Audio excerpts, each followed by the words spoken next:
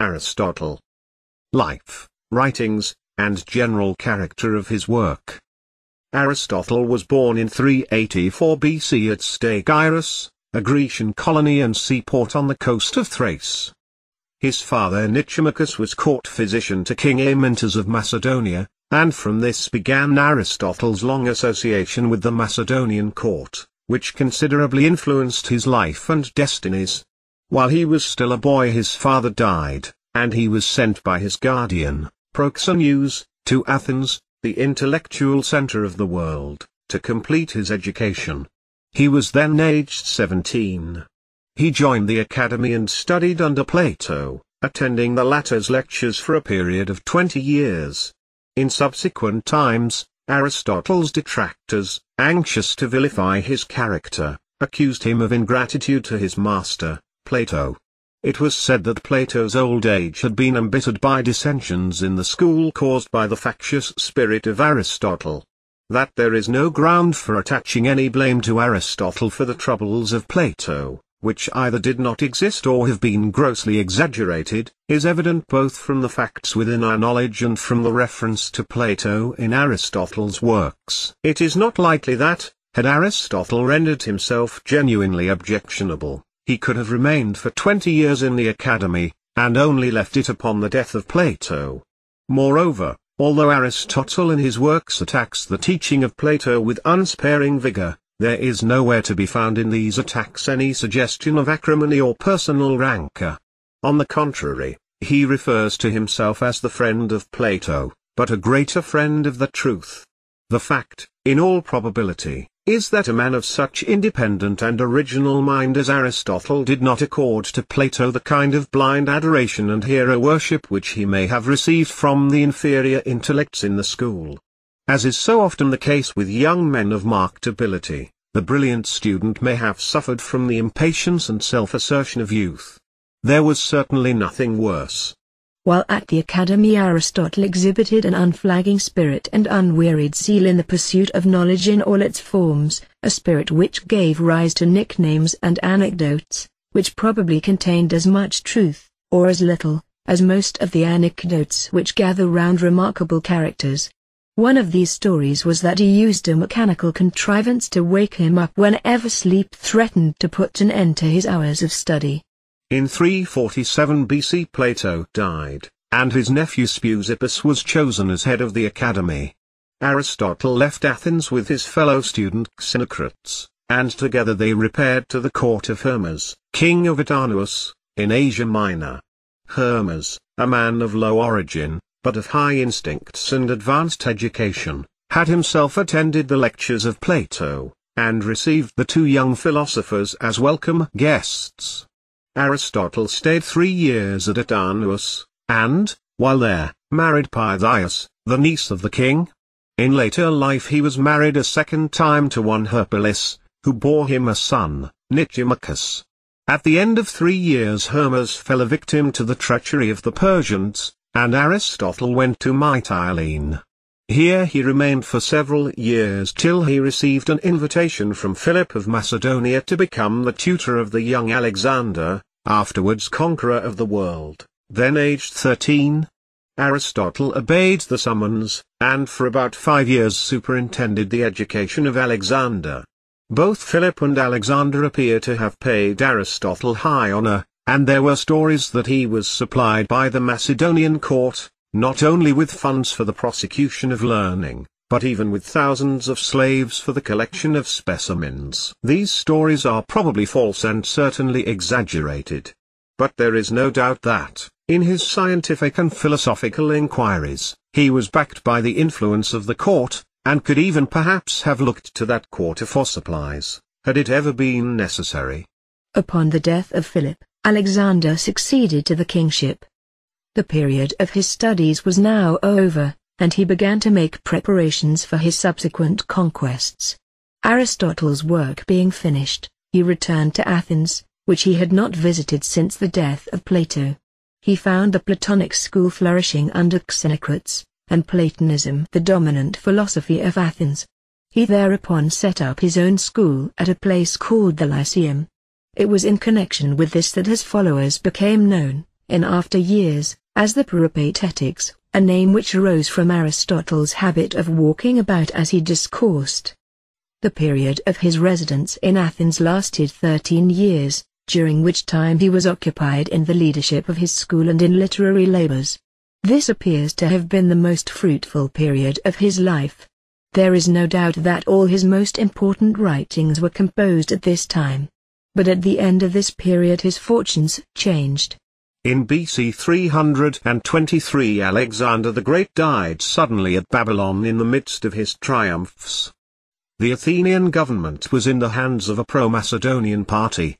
Upon the death of Alexander this party was overthrown, and a general reaction occurred against everything Macedonian. Alexander had been regarded in Greece much as Napoleon was regarded in Europe a century ago. He had insulted the free Greek cities. He had even sacked the city of Thebes. The whole of Greece lived in perpetual terror of invasion. Now that this fear was removed by his death, there was a general outburst of feeling against Macedonia. An anti-Macedonian party came into power. Now Aristotle had always been regarded as a representative and protégé of the Macedonian court, although, as a matter of fact, he had recently fallen out of favor with the autocratic Alexander. A charge of impiety was trumped up against him. To escape prosecution he fled to Chalcis in Euboea, in order that, as he said, the Athenians might not have another opportunity of sinning against philosophy as they had already done in the person of Socrates. He perhaps intended to return to Athens as soon as the storm had blown over. But in the first year of his residence at Chalcis he was overtaken by a sudden illness, and died at the age of 63, in BC 322. Aristotle is said to have composed some 400 books. Our astonishment at this productivity diminishes somewhat when we remember that what is here called a book is much the same as what we should call a chapter in a modern treatise. More than 3/4 of these writings have been lost. But, by good fortune, what remains to us is undoubtedly by far the most important part, and we have preserved in it a fairly complete account of the whole Aristotelian system in all its departments. Nearly all the writings, however, have come down to us in a mutilated state. This is especially the case with the Metaphysics. This treatise is unfinished, and it was probably left unfinished by its author at his death. But apart from this, several of the books of the Metaphysics are undoubtedly spurious. Others apparently come in the wrong order. We end one book in the middle of a discussion, and when we begin the next we find ourselves in the middle of an entirely different subject. There are frequent repetitions, and parts of it read as if they were mere lecture notes. There are many interpolations. The same characteristics are to be observed in Aristotle's other writings, though in a less degree. It seems probable that they were not intended, in their present state, for publication. Final revision and finishing touches are lacking. In spite of these defects, the writings are voluminous and clear enough to enable us to trace out the whole of the main positions of Aristotle's thought. We saw, in the case of Plato, that, as his literary activity lasted over a period of half a century, during which his philosophy was in constant development, it became important to trace this development in the order of his dialogues. The same thing is not true in the case of Aristotle. The whole of his writings, or rather those that have come down to us, seem to have been written during his last 13 years, while he was at Athens, that is to say, after he had passed his 50th year. His system was then complete, mature, and fully developed. The question of the order in which they were written has no great importance. The result of critical investigations, however, is to show that he probably began with the various works upon logic, composed next the treatises upon physical science, next the ethical and political books, and lastly the metaphysics, which he left unfinished. It must not be forgotten that Aristotle was not only a philosopher in the modern restricted sense of that term. He was a man of universal learning. There is no branch of knowledge which did not receive his attention, and upon which he was not the greatest expert of his time, except perhaps mathematics. So far was he from being only an abstract philosopher, that his natural tastes seem to have lain rather in the field of physical science than of abstract thought. But his design seems to have been to work over the entire field of knowledge, thoroughly to overhaul the sciences already in existence, rejecting what seemed false in the work of his predecessors, and invariably adding to the residue valuable developments and suggestions of his own. Where there was no science already in existence, his plan involved the foundation of new sciences wherever necessary, and he thus became the founder of at least two sciences, logic and zoology. He thus attained to a preeminence in all branches of knowledge which would be impossible for a single man in modern times. His works include treatises upon logic and metaphysics, upon ethics, politics, and art. He wrote a treatise upon the principles of rhetoric, another upon astronomy, under the title On the Heavens, another upon meteorology. Several of his treatises deal with the biology of animal life, in which he was intensely interested. They include books entitled On the Parts of Animals, On the Movements of Animals, On the Origin of Animals, as well as his great treatise, Researches on Animals, which contains an enormous mass of facts collected from every possible source. It is true that a large proportion of these facts have turned out to be fictions, but this was inevitable in the infancy of science. It has been calculated that Aristotle shows himself acquainted with about 500 different species of living beings, though they are not, of course, classified by him in the modern way. With these books upon animals he founded the science of zoology, for no one before his day had made any special study of the subject. It has been said that everyone has either an Aristotelian or a Platonic type of mind. As this implies that Aristotle and Plato are opposites, it is considerably less than a half-truth. No genuine understanding of Aristotle can endorse the opinion that his philosophical system was the opposite of Plato's. It would be truer to say that Aristotle was the greatest of all Platonists, since his system is still founded upon the idea, and is an attempt to found an idealism free from the defects of Plato's system. It is in fact a development of Platonism. What is the cause then of the popular notion that Aristotle was the opposite of Plato? Now the fact is that they were opposites in many important respects. But there was a fundamental agreement between them which lies deeper than the differences. The differences are largely superficial, the agreement is deep-seated. Hence it is the differences that are most obvious, and it was the differences, too, which were most obvious to Aristotle himself. The popular opinion arises largely from the fact that Aristotle never loses an opportunity of attacking the Platonic theory of ideas. He is continually at pains to emphasize the difference between himself and Plato, but says nothing of the agreement. But no man is a judge of his own deeper relations to his predecessors and contemporaries. It is only in after years, when the hubbub of controversy has settled down into the silence of the past, that the historian can see the true perspective, and can penetrate the relations of each great man to the time in which he lived. Plato was the founder of idealism, and his idealism was in many respects crude and untenable. It was the special mission of Aristotle to clear away these crudities, and so develop Platonism into a tenable philosophy. And it was natural that he should emphasize the crudities, which he had to fight so hard to overcome, rather than that substratum of truth which Plato had already developed, and which therefore acquired no special treatment at his hands. It was the differences between himself and his predecessor which were most obvious to him, and it was inevitable that he should adopt a thoroughly polemical attitude towards his master. But if the agreement was more deep-seated than the differences, and lay in the recognition of the idea as the absolute foundation of the world, the differences were none the less very striking. In the first place, Aristotle loved facts. What he wanted was always definite scientific knowledge. Plato, on the other hand, had no love of facts and no gift for physical inquiries. And what disgusted Aristotle about the system of Plato was the contempt which it poured upon the world of sense. To depreciate objects or sense, and to proclaim the knowledge of them valueless, was a fundamental characteristic of all Plato's thinking. But the world of sense is the world of facts, and Aristotle was deeply interested in facts. No matter in what branch of knowledge, any fact was received by Aristotle with enthusiasm. To Plato it appeared of no interest what the habits of some obscure animal might be. That alone which should be pursued is the knowledge of the idea. And he went so far as to deny that knowledge of the sense world could properly be described as knowledge at all. But the habits of animals appeared to Aristotle a matter worthy of investigation for its own sake. Francis Bacon in his Novum Organum has many contemptuous references to Aristotle.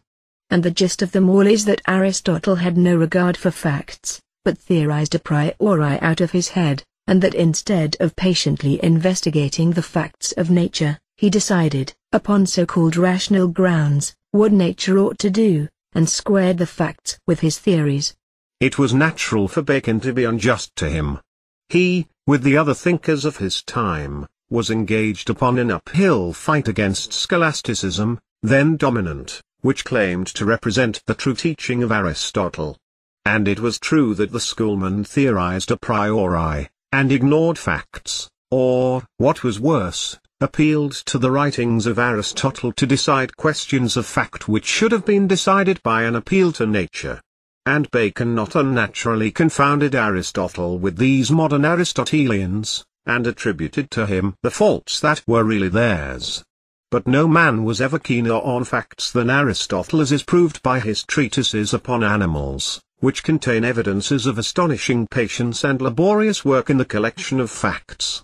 It is true, however, that even in the domain of facts, Aristotle, like all the ancients, was guilty of introducing a priori reasonings when they were quite out of place.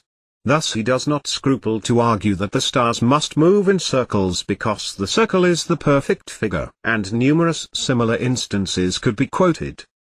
But it was inevitable that, with science in its swaddling clothes, without the aid of any instruments, or of any body of previously ascertained truths, Aristotle should fall into these snares.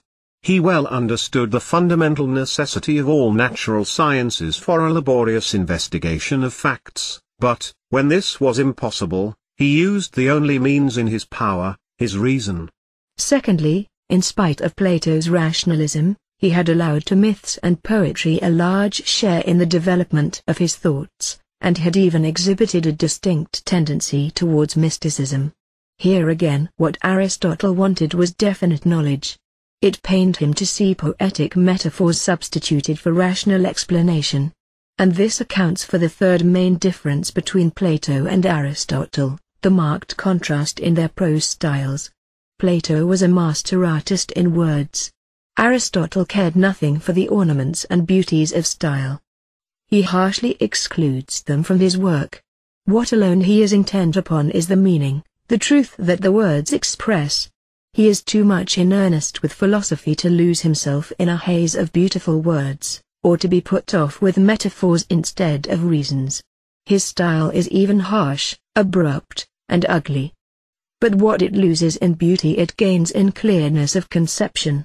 For every thought or shade of thought which it is desired to express there is an accurate term.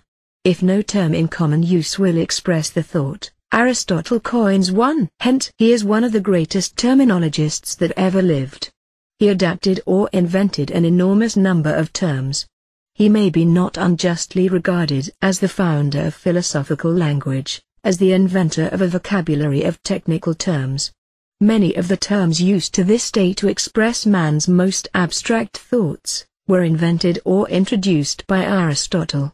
It must not be supposed that Aristotle wrote in a rigidly scientific style because he had no aesthetic sense. The very contrary is the case.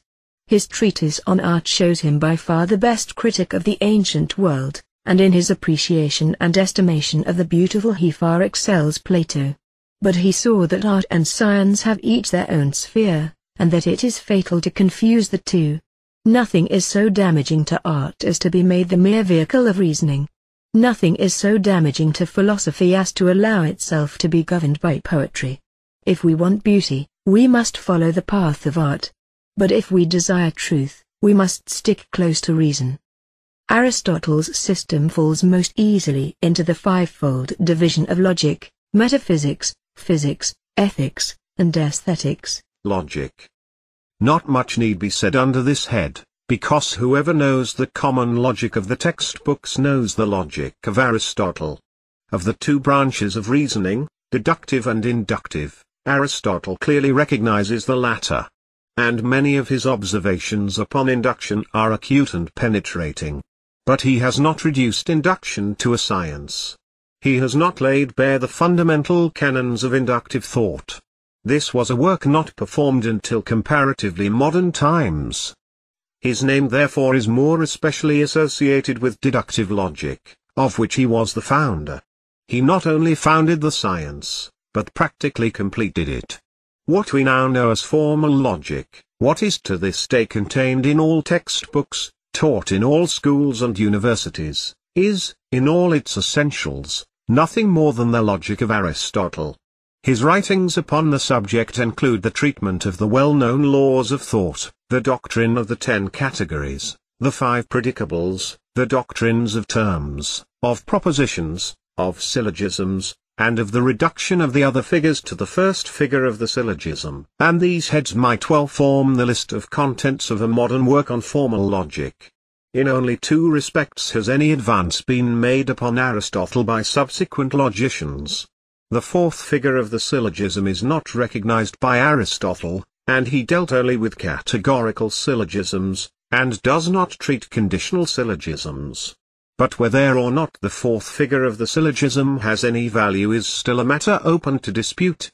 And though the doctrine of conditional syllogisms is important, it is not essential, because all conditional syllogisms can be reduced to categorical syllogisms.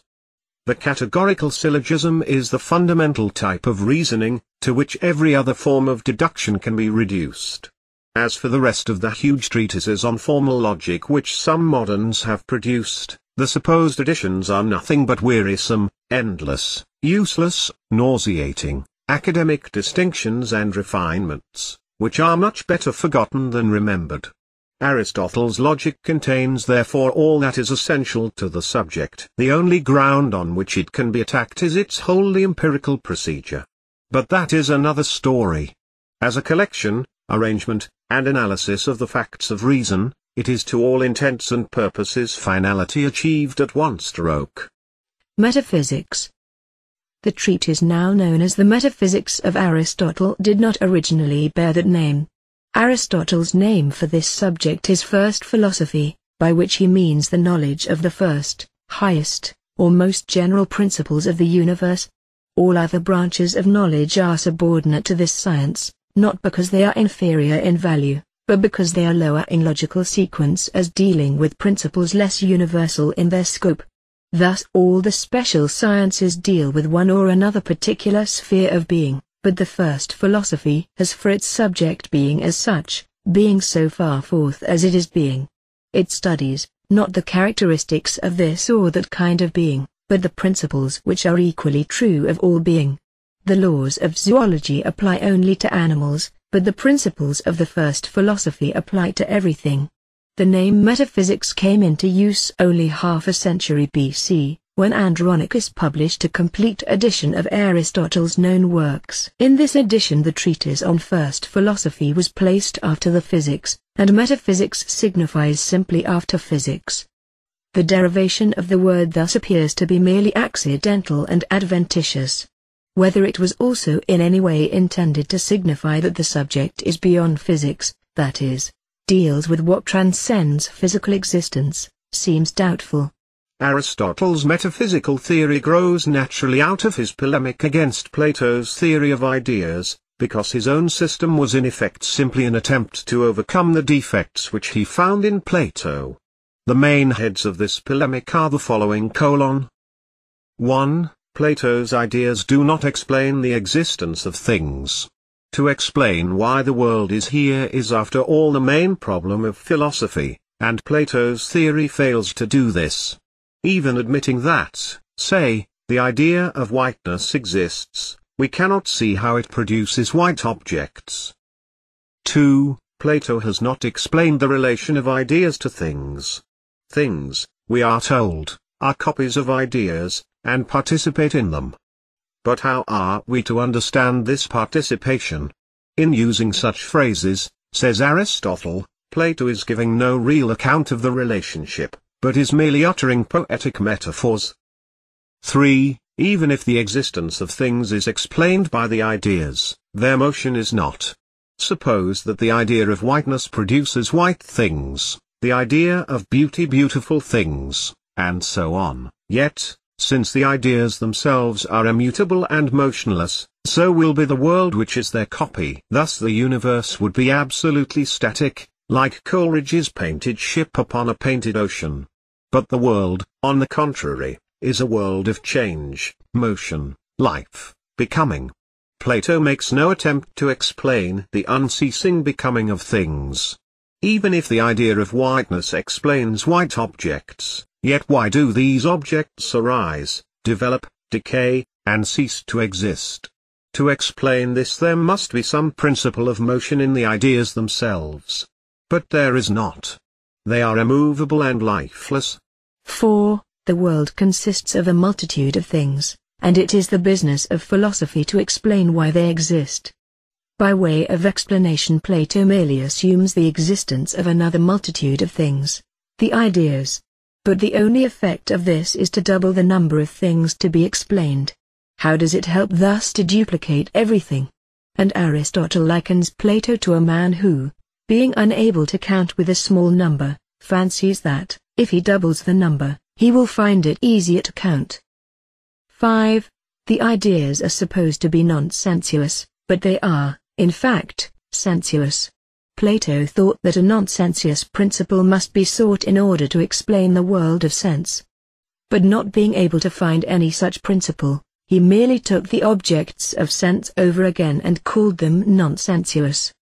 But there is, in fact, no difference between the horse and the idea of the horse, between the man and the idea of the man, except a useless and meaningless in itself or in general attached to each object of sense to make it appear something different. The ideas are nothing but hypostatized things of sense, and Aristotle likens them to the anthropomorphic gods of the popular religion. As these, he says, are nothing but deified men, so the ideas are nothing but eternalized things of nature. Things are said to be copies of ideas, but in fact the ideas are only copies of things. 6. Next comes the argument of the third man, so called by Aristotle from the illustration by which he explained it.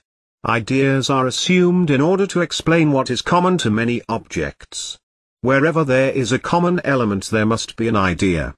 Thus there is a common element in all men, and therefore there is an idea of man. But there is also an element common to the individual man and to the idea of man.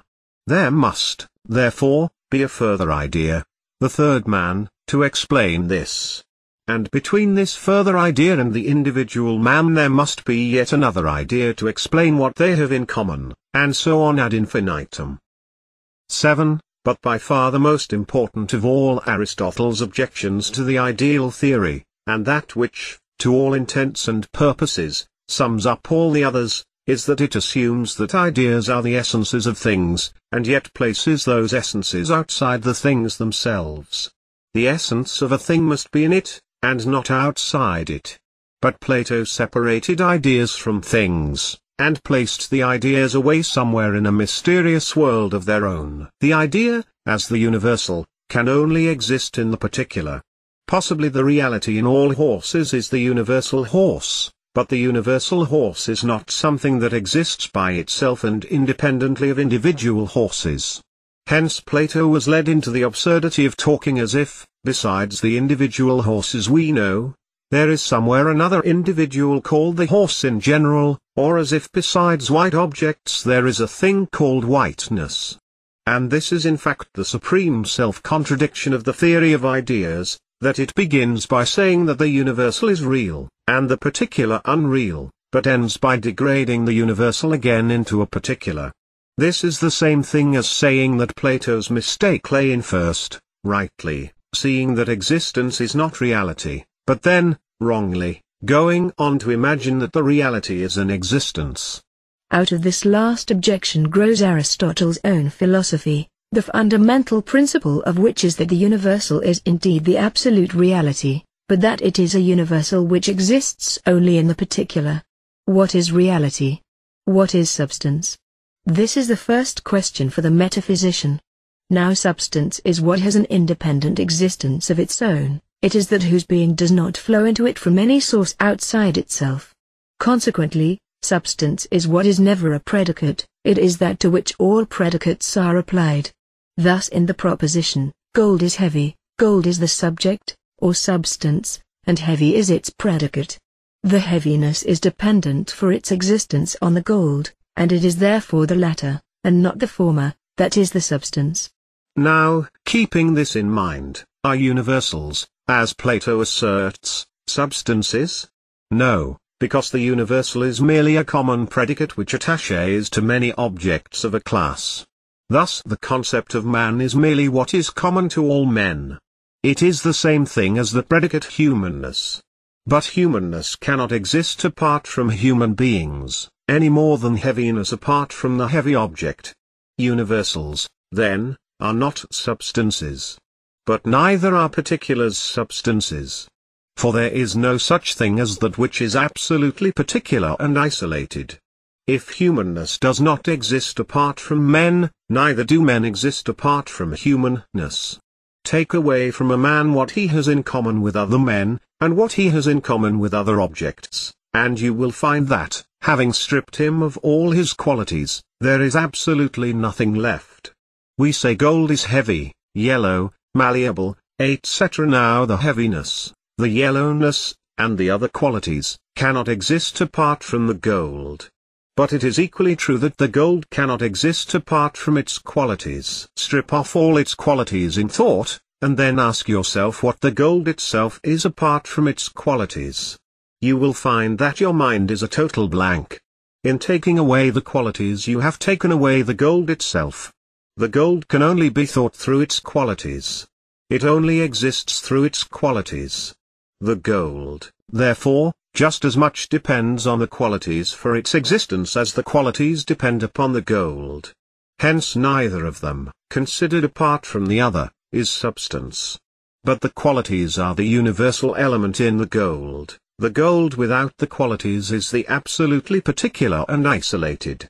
For, first, the yellowness is a quality which this gold has in common with that gold, and is therefore a universal, and so with all the qualities. Even if a particular piece of gold is a quality possessed by no other gold, it is yet possessed by some other object in the universe, or it would be unknowable. Every quality is consequently a universal. Secondly, the gold without its qualities is the absolutely particular, for, being stripped of all qualities, it is stripped of whatever it has in common with other things, it is stripped of whatever universality it has, and it remains an absolute particular. Hence the universal is not substance, nor is the particular. For neither of them can exist without the other. Substance must be a compound of the two, it must be the universal in the particular. And this means that that alone which is substance is the individual object, for example, the gold with all its qualities attached to it. It is usually believed that Aristotle contradicted himself inasmuch as he first states, as above, that the individual object, the compound of universal and particular, is substance, but later on allows a superior reality to the universal, or form as he calls it, and in effect teaches, like Plato, that the universal is what alone is absolutely real, that is, that the universal is substance. I do not agree that there is any real inconsistency in Aristotle. Or rather, the inconsistency is one of words and not of thought. It must be remembered that, whenever Aristotle says that the individual, and not the universal, is substance, he is thinking of Plato. What he means to deny is that the universal can exist on its own account, as Plato thought. Nevertheless, he agrees with Plato that the universal is the real. When he says that the universal is not substance, he means, as against Plato, that it is not existent. What alone exists is the individual thing, the compound of universal and particular. When he says, or implies, that the universal is substance, he means that, though it is not existent, it is real. His words are contradictory, but his meaning is not. He has not expressed himself as clearly as he should, that is all. The further development of Aristotle's metaphysics depends upon his doctrine of causation. By causation here, however, is meant a very much wider conception than what is understood by the term in modern times. I have in previous lectures attempted to make clear the distinction between causes and reasons. The cause of a thing does not give any reason for it, and therefore does not explain it. The cause is merely the mechanism by which a reason produces its consequence. Death is caused by accident or disease, but these causes explain nothing as to why death should be in the world at all. Now if we accept this distinction, we may say that Aristotle's conception of causation includes both what we have called causes and reasons. Whatever is necessary, whether facts or principles, whether causes or reasons, fully to understand the existence of a thing, or the happening of an event, is included in the Aristotelian notion of causation. Taking causation in this wide sense, Aristotle finds that there are four kinds of causes: the material, the efficient, the formal, and the final cause. These are not alternative causes. It is not meant that, to explain anything, one or other of the four must be present. In every case of the existence or production of a thing, all four causes operate simultaneously. Moreover, the same four causes are to be found both in human and in cosmic production, in the making of manufactured articles by man and in the production of things by nature. They are more clearly and easily seen, however, in human production, from which sphere, therefore, we select our example. The material cause of a thing is the matter of which it is composed. It is the raw material which becomes the thing. For example, in the making of a bronze statue of Hermes, the bronze is the material cause of the statue. This example might lead one to suppose that Aristotle means by material cause what we call matter, physical substance, such as brass, iron, or wood. As we shall see later, this is not necessarily the case, though it is so in the present instance. The efficient cause is always defined by Aristotle as the cause of motion.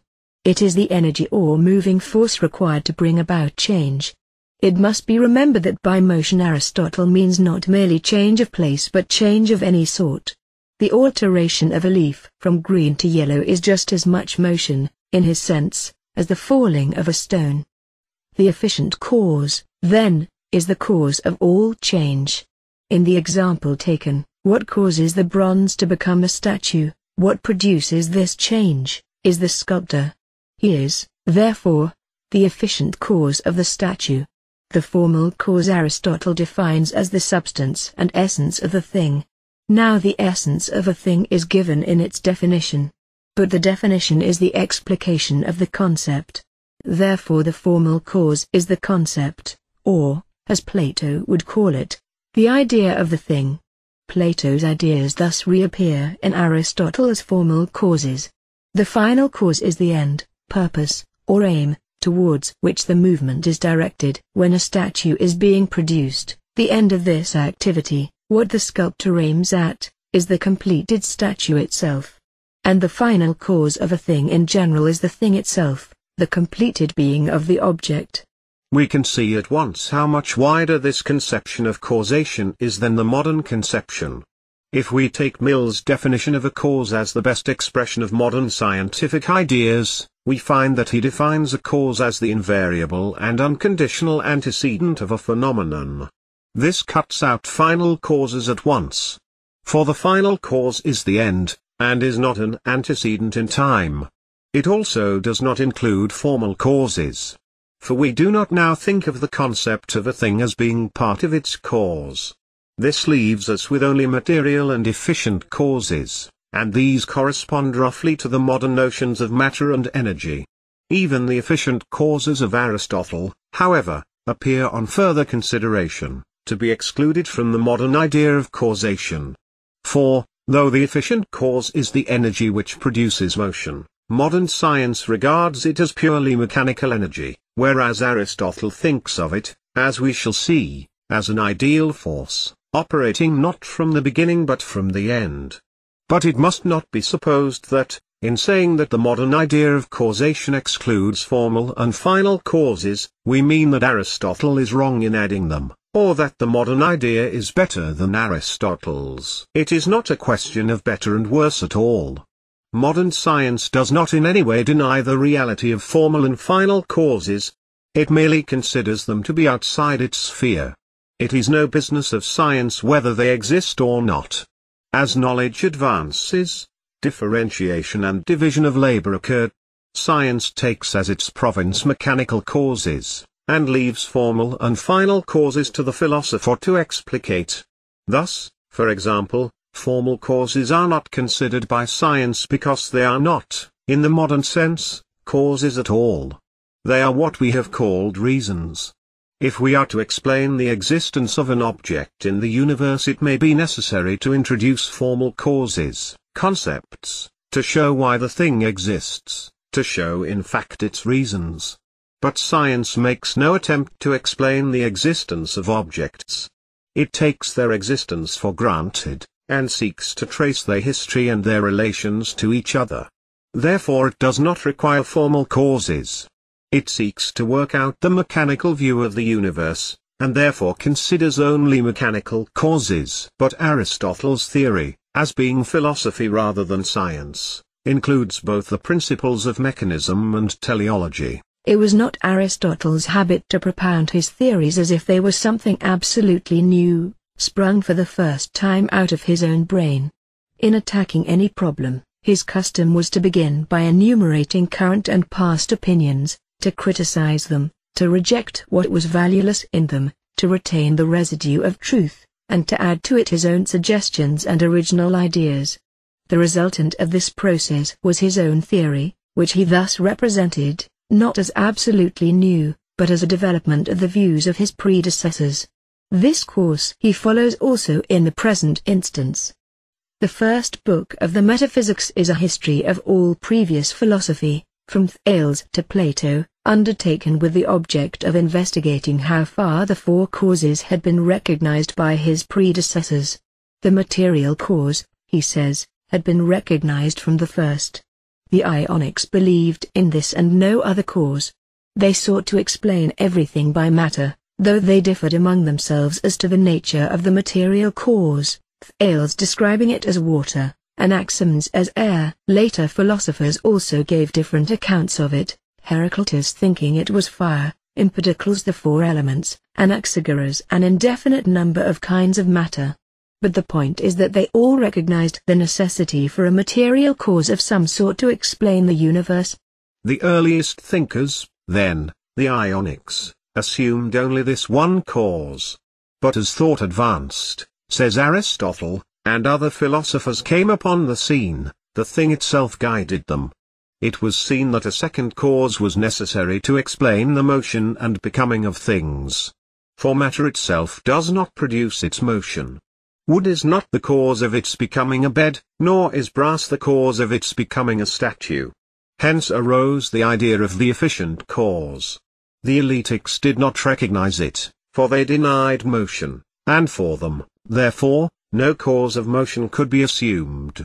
But Parmenides, Aristotle thinks, wavered on this point, somehow allowing vaguely the existence of a second cause, which he denominated the hot and the cold. The reference is, of course, to the second part of the poem of Parmenides.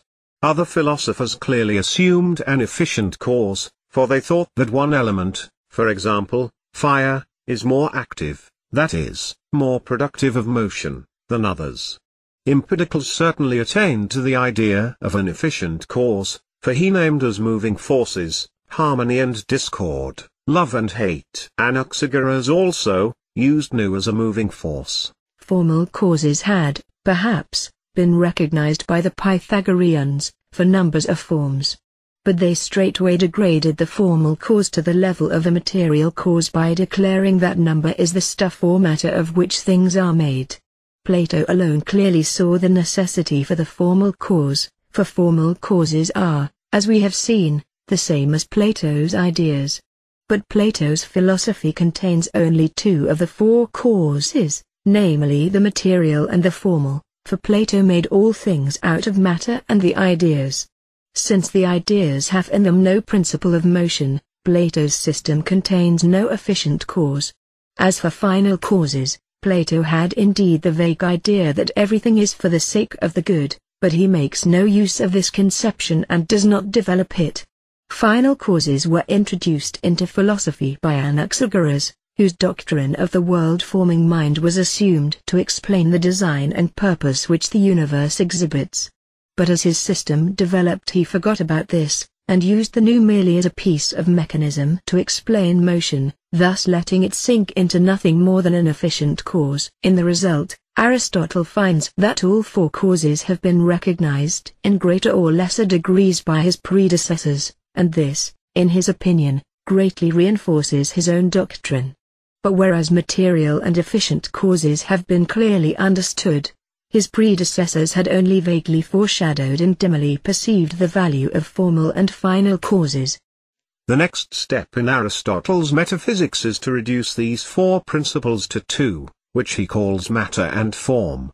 This reduction takes place by showing that formal cause, efficient cause, and final cause, all melt into the single conception of form. In the first place, the formal cause and the final cause are the same. For the formal cause is the essence, the concept, the idea, of the thing. Now the final cause, or the end, is simply the realization of the idea of the thing in actuality. What the thing aims at is the definite expression of its form.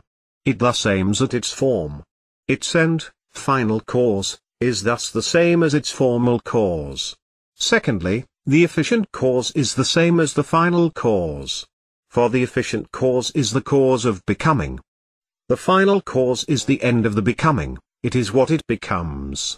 And, in Aristotle's opinion, what causes the becoming is just that it aims at the end. The striving of all things is towards the end, and exists because of the end. The end is thus itself the cause of becoming or motion. That is to say, the final cause is the real efficient cause. We may see this better by an example. The end or final cause of the acorn is the oak. And it is the oak which is the cause of the acorn's growth, which consists essentially in a movement by which the acorn is drawn towards its end, the oak. We may see this even more definitely in the case of human productions, because here the striving towards an end is conscious, whereas in nature it is unconscious or instinctive. The efficient cause of the statue is the sculptor. It is he that moves the brass. But what moves the sculptor, and causes him to act upon the brass, is the idea of the completed statue in his mind. The idea of the end, the final cause, is thus the real ultimate cause of the movement. Only, in the case of human production, the idea of the end is actually present in the sculptor's mind as a motive. In nature there is no mind in which the end is conscious of itself, but nevertheless nature moves towards the end, and the end is the cause of the movement. Thus the three causes named all melt into a single notion, which Aristotle calls the form of the thing. And this leaves only the material cause unreduced to any other. So we are left with the single antithesis of matter and form. Now as matter and form are the fundamental categories of Aristotle's philosophy, by means of which he seeks to explain the entire universe, it is essential that we should thoroughly understand their characteristics. First of all, matter and form are inseparable. We think of them as separate in order to understand them clearly. And this is quite right, because they are opposite principles, and therefore they are separable in thought. But they are never separable in fact. There is no such thing as form without matter, or matter without form. Every existent thing, that is, every individual object, is a compound of matter and form. We may compare them in this respect to the material and the shape of a thing, though we must be careful not to think that form is merely shape. Geometry considers shapes as if they existed by themselves. But, in fact, we know that there are no such things as squares, circles, and triangles. There are only square objects, circular objects, etc. And as there are no shapes without objects, so there are no objects without shapes. We talk of things being shapeless, but this only means that their shape is irregular or unusual. Some shape an object must have.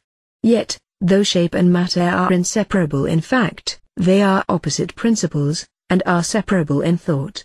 Geometry is quite right to treat shapes as if they existed by themselves, but it is nevertheless dealing with mere abstractions. Just in the same way, matter and form are never apart, and to think of form by itself or matter by itself is a mere abstraction. No such thing exists. In fact, to imagine that forms can exist by themselves was just the mistake of which, as we have seen, Aristotle accuses Plato. For the form is the idea, and Plato imagined that ideas exist in a world of their own. From this, too, we can see that the form is the universal, the matter the particular. For the form is the idea, and the idea is the universal. To say that form and matter cannot exist apart is thus the same as saying that the universal only exists in the particular, which, as we have seen, is the fundamental note of Aristotle's philosophy. But if we thus identify matter with the particular element in things, we must be careful that we do not confuse the particular with the individual. We often use these two words as practically synonymous, and there is no harm in this, but here we must be careful to separate them. For every individual is, according to Aristotle, a compound of matter and form, of the particular and the universal. And when we say that matter is the particular, we mean, not that it is such a compound, but that it is the absolutely particular which has no universal in it. But the absolutely particular and isolated does not exist. A piece of gold, for instance, only exists by virtue of its properties, yellowness, heaviness, etc., and these qualities are just what it has in common with other things, so that the particular, as such, has no existence. But this is only the same as saying, what we have already said, that matter has no existence apart from form. A very natural mistake would be to suppose that by matter Aristotle meant the same as we do, namely, physical substance, such as wood or iron, and that by form he meant simply shape. Now although there is a kinship in the ideas, these two pairs of ideas are far from identical. Let us begin with matter. Our ordinary idea of matter as physical substance is an absolute conception. That is to say, a thing which we call material is absolutely, once and for all, matter. It is not material from one point of view, and immaterial from another. In every possible relation it is, and remains, matter. Nor does it in process of time cease to be matter. Brass never becomes anything but matter. No doubt there are in nature changes of one sort of matter into another, for example, radium into helium. And for all we know, brass may become lead. But even so, it does not cease to be matter. But Aristotle's conception of matter is a relative conception. Matter and form are fluid. They flow into one another. The same thing, from one point of view, is matter, from another, form. In all change, matter is that which becomes, that upon which the change is wrought. That is form towards which the change operates. What becomes is matter. What it becomes is form. Thus wood is matter if considered in relation to the bed. For it is what becomes the bed. But wood is form if considered in relation to the growing plant. For it is what the plant becomes. The oak is the form of the acorn, but it is the matter of the oak furniture. That matter and form are relative terms shows, too, that the form cannot be merely the shape. For what is form in one aspect is matter in another. But shape is never anything but shape. No doubt the shape is part of the form, for the form in fact includes all the qualities of the thing. But the shape is quite an unimportant part of the form. For form includes organization, the relation of part to part, and the subordination of all parts to the whole.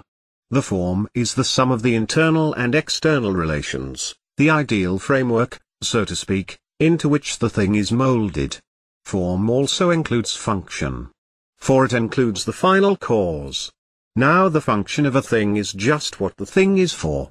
And what it is for is the same as its end, or final cause. Therefore function is included in form.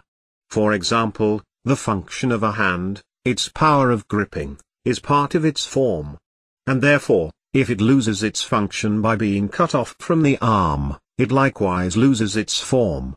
Even the dead hand, of course, has some form, for every individual object is a compound of matter and form. But it has lost the highest part of its form, and relatively to the living hand it is mere matter, although, relatively to the flesh and bones of which it is composed, it is still form. Clearly, then, form is not merely shape. For the hand cut off does not lose its shape. The form includes all the qualities of a thing. The matter is what has the qualities. For the qualities are all universals. A piece of gold is yellow, and this means simply that it has this in common with other pieces of gold, and other yellow objects. To say that anything has a quality is immediately to place it in a class. And what the class has in common is a universal. A thing without qualities cannot exist, nor qualities without a thing. And this is the same as saying that form and matter cannot exist separately. The matter, then, is the absolutely formless. It is the substratum which underlies everything. It has, in itself, no character. It is absolutely featureless, indefinite, without any quality. Whatever gives a thing definiteness, character, quality, whatever makes it a this or that, is its form. Consequently, there are no differences within matter. One thing can only differ from another by having different qualities. And as matter has no qualities, it has no difference. And this in itself shows that the Aristotelian notion of matter is not the same as our notion of physical substance. For, according to our modern usage, one kind of matter differs from another, as brass from iron. But this is a difference of quality, and for Aristotle all quality is part of the form. So in his view the difference of brass from iron is not a difference of matter, but a difference of form. Consequently, matter may become anything, according to the form impressed upon it. It is thus the possibility of everything, though it is actually nothing. It only becomes something by the acquisition of form. And this leads directly to a most important Aristotelian antithesis, that between potentiality and actuality. Potentiality is the same as matter, actuality is form. For matter is potentially everything. It may become everything. It is not actually anything. It is a mere potentiality, or capacity of becoming something. But whatever gives it definiteness as a this or that, whatever makes it an actual thing, is its form. Thus the actuality of a thing is simply its form. Aristotle claims, by means of the antithesis of potentiality and actuality, to have solved the ancient problem of becoming, a riddle, propounded by the Eleatics, which had never ceased to trouble Greek thinkers. How is becoming possible? For being to pass into being is not becoming, for it involves no change, and for not being to pass into being is impossible, since something cannot come out of nothing. For Aristotle, the sharp line drawn between not being and being does not exist. For these absolute terms he substitutes the relative terms potentiality and actuality, which shade off into each other. Potentiality in his philosophy takes the place of not being in previous systems. It solves the riddle because it is not an absolute not being. It is not being inasmuch as it is actually nothing, but it is being because it is potential being. Becoming, therefore, does not involve the impossible leap from nothing to something. It involves the transition from potential to actual being. All change, all motion, is thus the passage of potentiality into actuality, of matter into form. Since matter is in itself nothing, a bare unrealized capacity, while form is actuality, the completed and perfected being, it follows that form is something higher than matter. But matter is what becomes form. In order of time, therefore, matter is earlier, form later. But in order of thought, and in reality, it is otherwise. For when we say that matter is the potentiality of what it is to become, this implies that what it is to become is already present in it ideally and potentially, though not actually. The end, therefore, is already present in the beginning.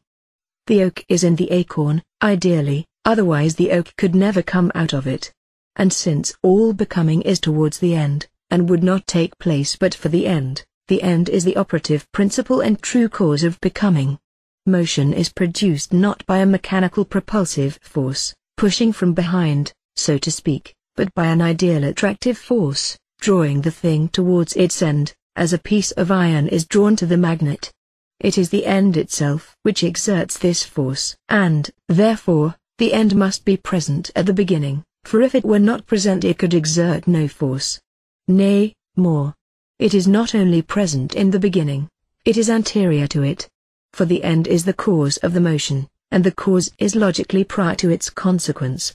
The end, or the principle of form, is thus the absolute first in thought and reality, though it may be the last in time.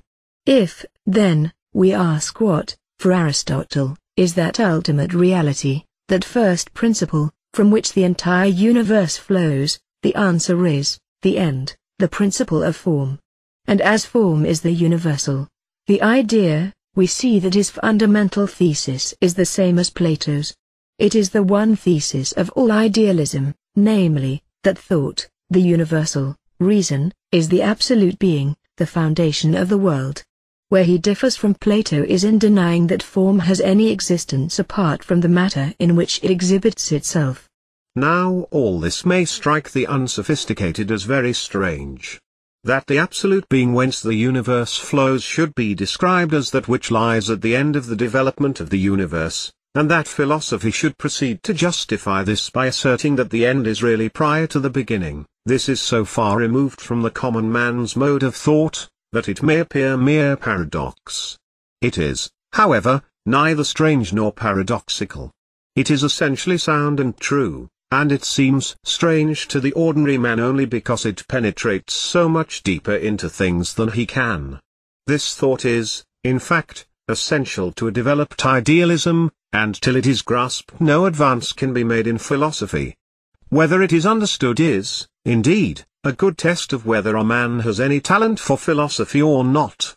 The fact is that all philosophies of this sort regard time as unreal, as an appearance. This being so, the relation of the absolute being, or God, to the world cannot be a relation of time at all.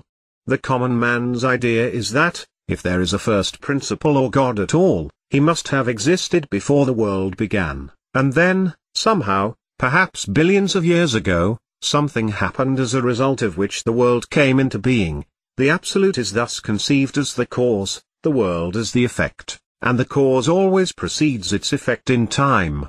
Or if, on the other hand, we think that the world never had a beginning, the ordinary man's thought would lead him to believe that, in that case, it is no longer necessary to assume a first principle at all. But if time is a mere appearance, this whole way of looking at things must be wrong. God is not related to the world as cause to effect. It is not a relation of time at all. It is a logical relation. God is rather the logical premise, of which the world is the conclusion, so that, God granted, the world follows necessarily, just as, the premise is granted, the conclusion follows. This is the reason why, in discussing Plato, we said that it must be possible to deduce the world from his first principle.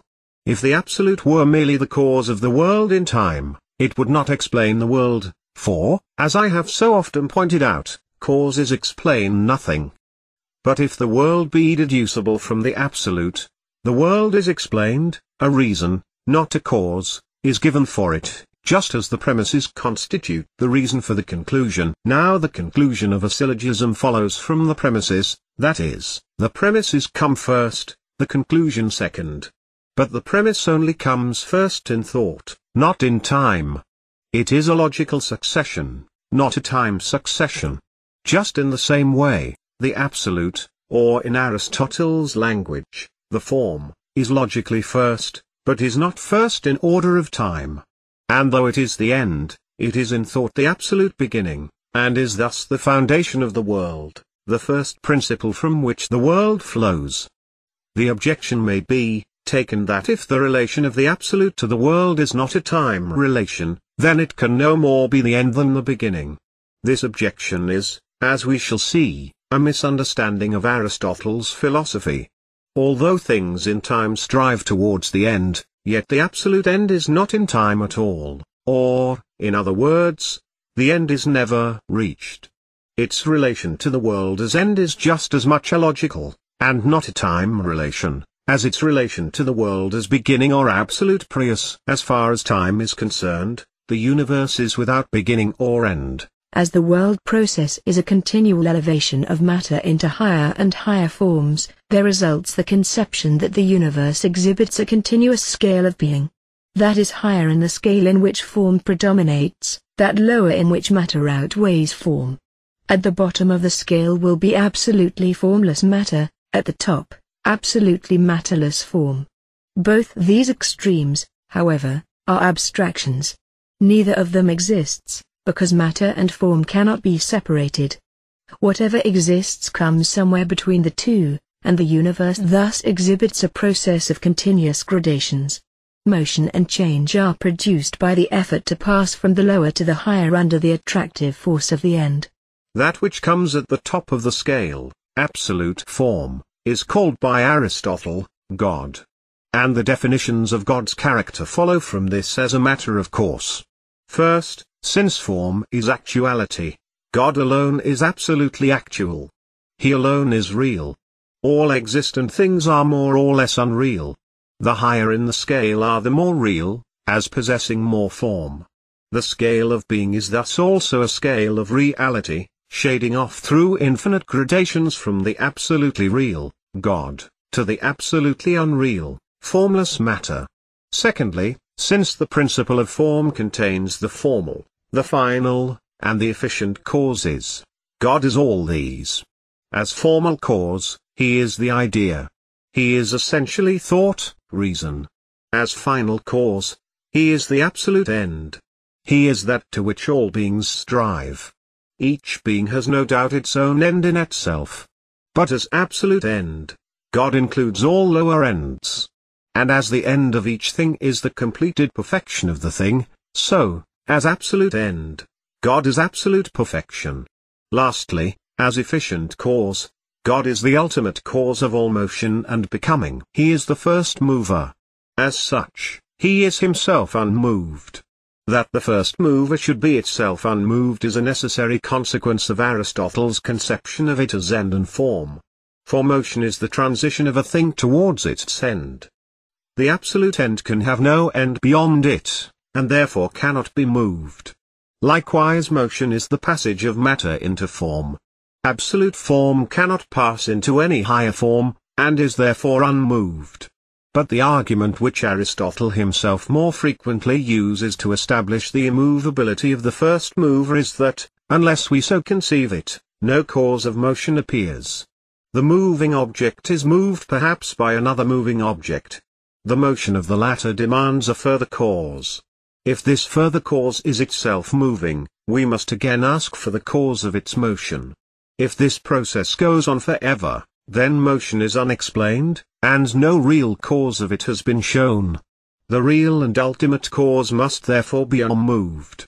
This last argument sounds as if Aristotle is now thinking in terms of mechanism. It sounds as if he meant that the first mover is something at the beginning of time, which, so to speak, gave things a push to start them off. This is not what Aristotle means. For the true efficient cause is the final cause. And God is the first mover only in his character as absolute end. As far as time is concerned, neither the universe, nor the motion in it, ever had any beginning. Every mechanical cause has its cause in turn, and so ad infinitum. God is not a first cause, in our sense, that is, a first mechanical cause which existed before the world, and created it. He is a teleological cause working from the end. But as such, he is logically prior to all beginning, and so is the first mover. And just as the universe has no beginning in time, so it has no end in time. It will go on forever. Its end is absolute form, but this can never be reached, because if it were, this would mean that absolute form would exist, whereas we have seen that form cannot exist apart from matter. God is thought. But the thought of what? As absolute form, he is not the form of matter, but the form of form. His matter, so to speak, is form. Form, as the universal, is thought. And this gives us Aristotle's famous definition of God as the thought of thought. He thinks only his own self. He is at once the subject and the object of his thought. As mortal men think material things, as I now think the paper on which I write, So God thinks thought. In more modern terms, he is self-consciousness, the absolute subject-object. That God should think anything other than thought is inconceivable, because the end of all other thought is outside the thought itself. If I think this paper, the end of my thought, the paper, is outside me. But the thought of God, as the absolute end, cannot have any end outside itself. Were God to think anything else than thought, he would be determined by that which is not himself. By way of further expression of the same idea, Aristotle passes into figurative language. God, he says, lives in eternal blessedness, and his blessedness consists in the everlasting contemplation of his own perfection. A modern will naturally ask whether Aristotle's God is personal. It does not do to be very dogmatic upon the point. Aristotle, like Plato, never discusses the question. No Greek ever did. It is a modern question. What we have to do, then, is to take the evidence on both sides. The case for personality is that the language Aristotle uses implies it. The very word God, used instead of the absolute, or form, conveys the idea of personality. And when he goes on to speak of God living in eternal blessedness, these words, if taken literally, can mean nothing except that God is a conscious person. If we say that this language is merely figurative, it may be replied that Aristotle on principle objects to figurative language, that he frequently censures Plato for using it, that what he demands and sets out to supply is exact, literal, scientific terminology, and that he is not likely to have broken his own canons of philosophic expression by using merely poetical phrases. To see the other side of the case, we must first ask what personality means. Now, without entering into an intricate discussion of this most elusive idea, we may answer that personality at any rate implies an individual and existent consciousness. But, in the first place, God is absolute form, and form is the universal. What is universal, with no particular in it, cannot be an individual. God, therefore, cannot be individual. Secondly, form without matter cannot exist. And as God is form without matter, he cannot be called existent, though he is absolutely real. God, therefore, is neither existent nor individual. And this means that he is not a person. To degrade the real to the level of the existent, to convert the universal into the individual, is exactly the fault for which Aristotle blames Plato. It is exactly the fault which it was the whole object of his philosophy to remedy. If he thought that God is a person, he committed the same fault himself in an aggravated form. We have, then, two hypotheses, both of which involve that Aristotle was guilty of some inconsistency. If God is not a person, then Aristotle's language is figurative, and his use of such language is inconsistent with his rooted objection to its use. This, however, is, after all, merely an inconsistency of language, and not of thought. It does not mean that Aristotle really contradicted himself. It merely means that, though he set himself to express his philosophy in technical scientific terms, and to exclude figurative language, yet he found himself compelled in a few passages to make use of it. There are some metaphysical ideas so abstract, so abstruse, that it is almost impossible to express them at all without the use of figures of speech. Language was made by common men for common purposes, and this fact often forces the philosopher to use terms which he knows only figure forth his meaning without accurately expressing it.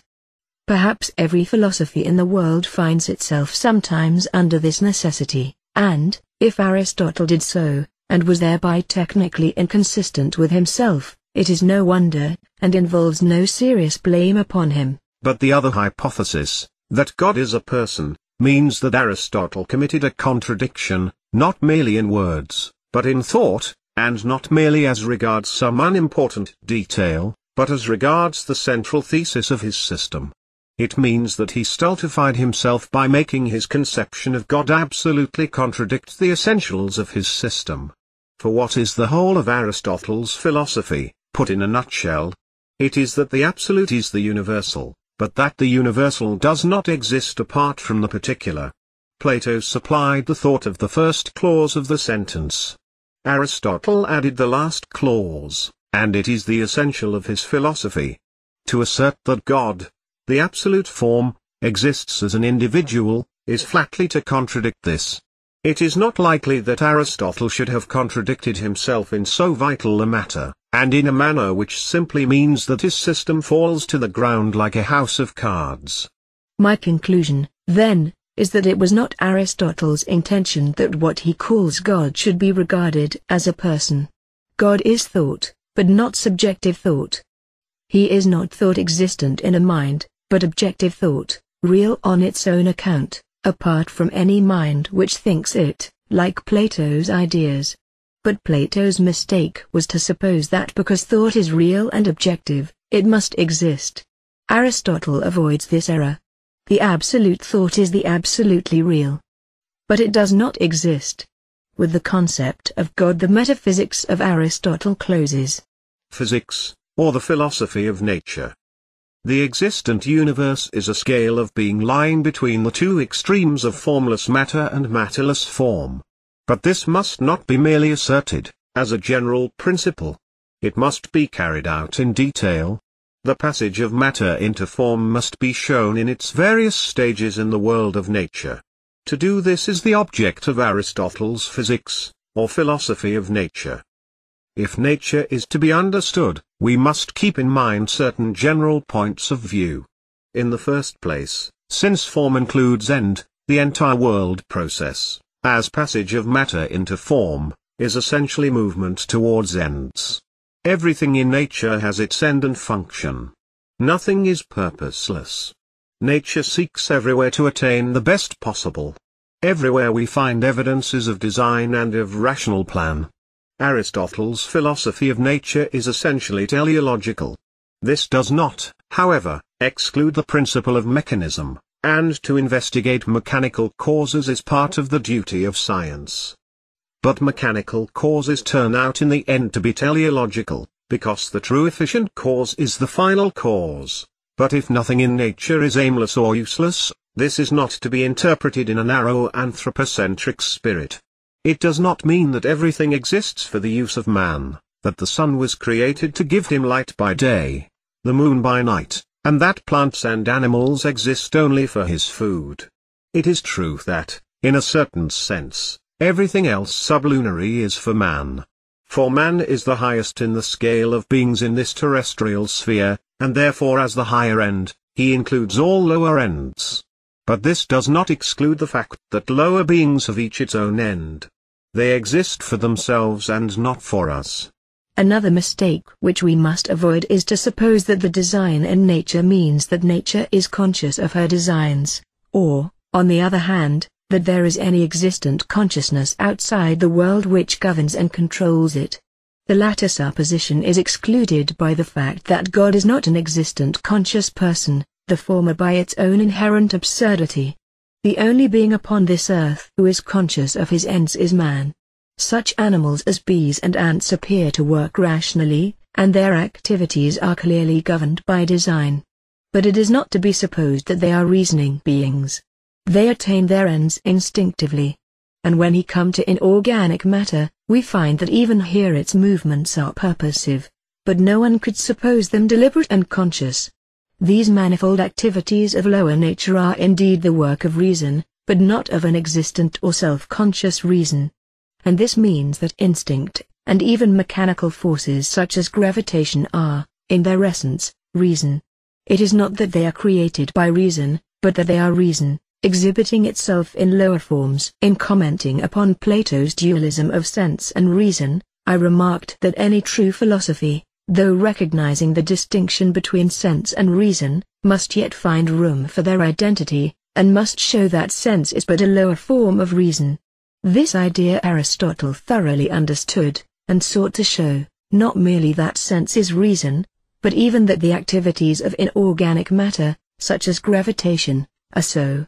In the result, nature, though working through reason, is not conscious of the fact, does so blindly and instinctively, and is compared to a creative artist, who forms beautiful objects by instinct, or, as we should say, by inspiration, without setting before his mind the end to be attained or the rules to be observed in order to attain it.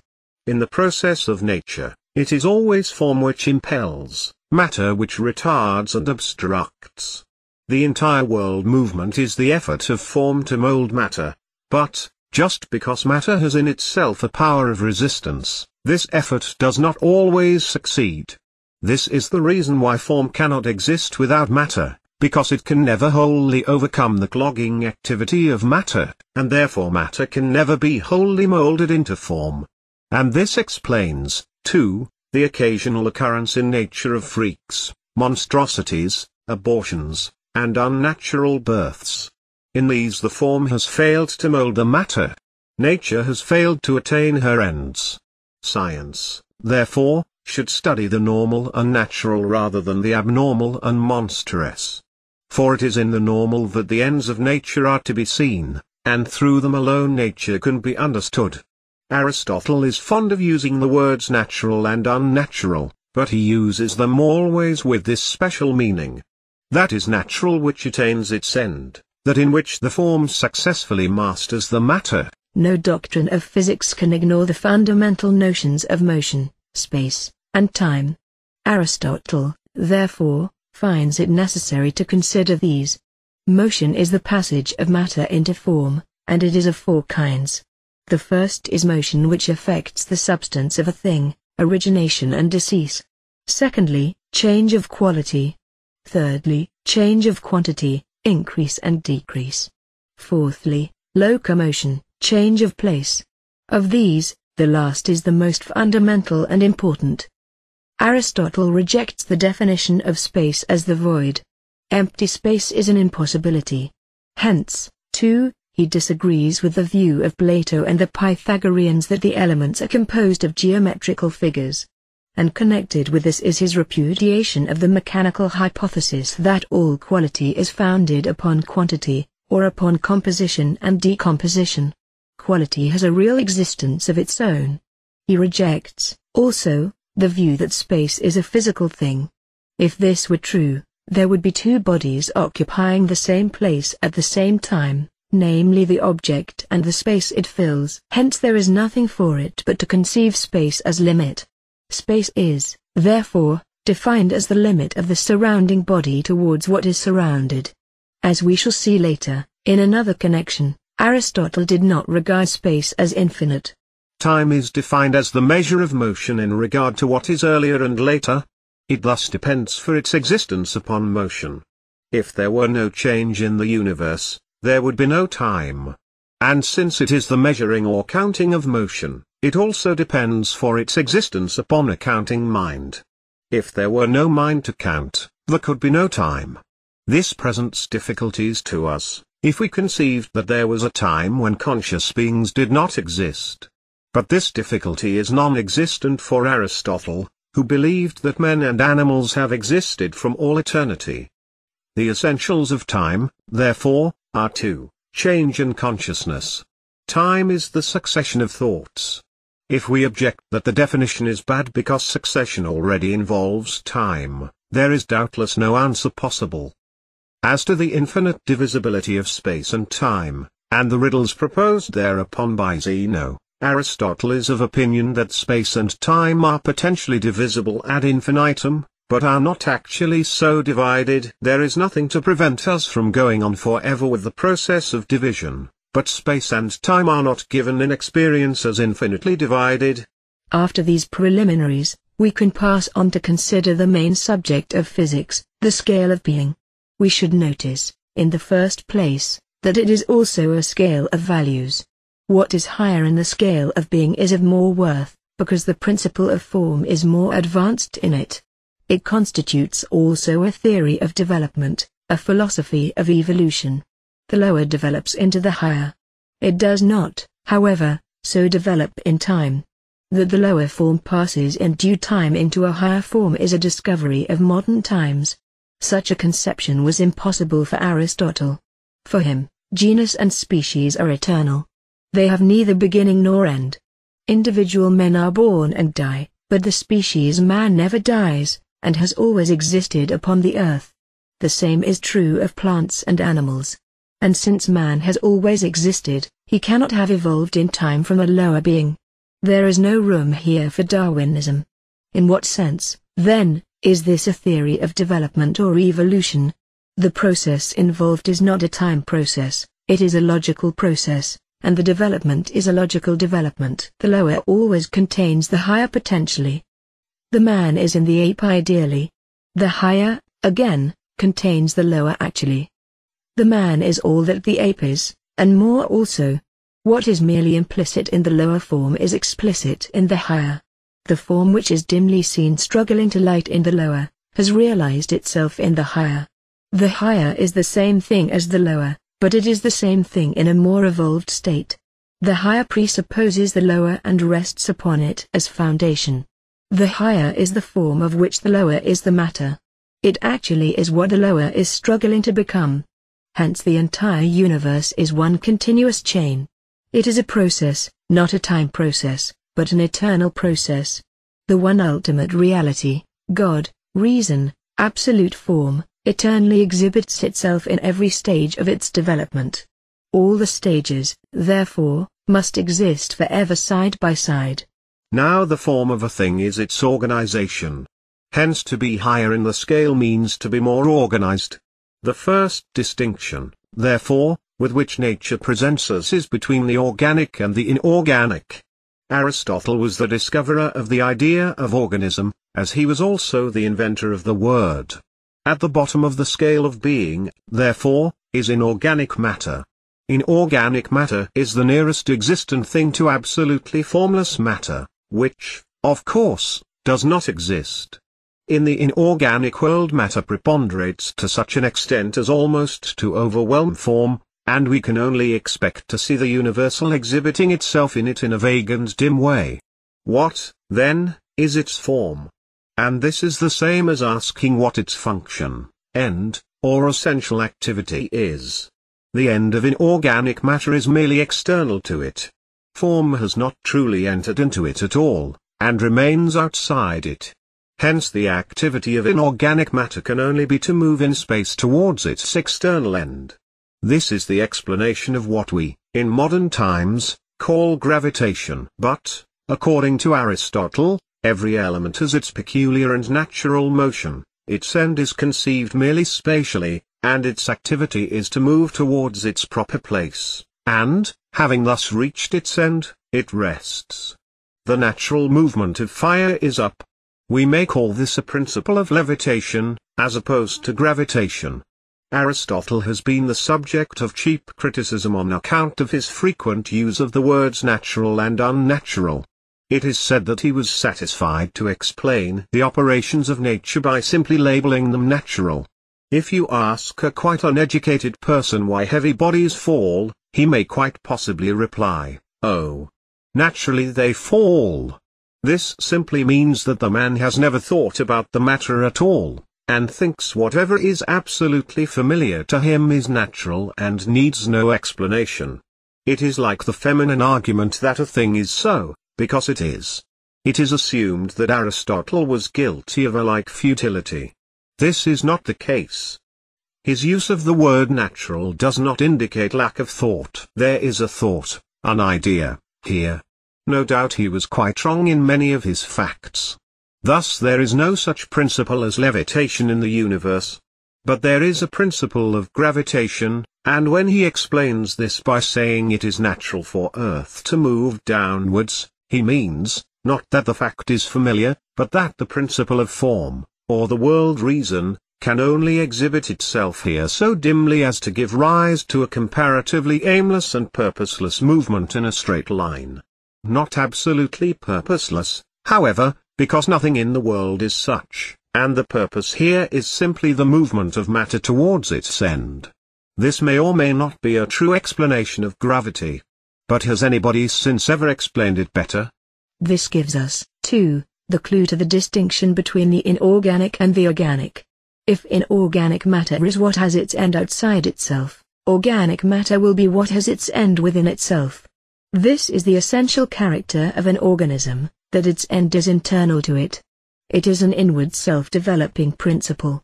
Its function, therefore, can only be the actualization, the self-realization of this inward end. Whereas, therefore, inorganic matter has no activity except spatial movement, organic matter was for its activity growth, and this growth is not the mere mechanical addition of extraneous matter, as we add a pound of tea to a pound of tea. It is true growth from within.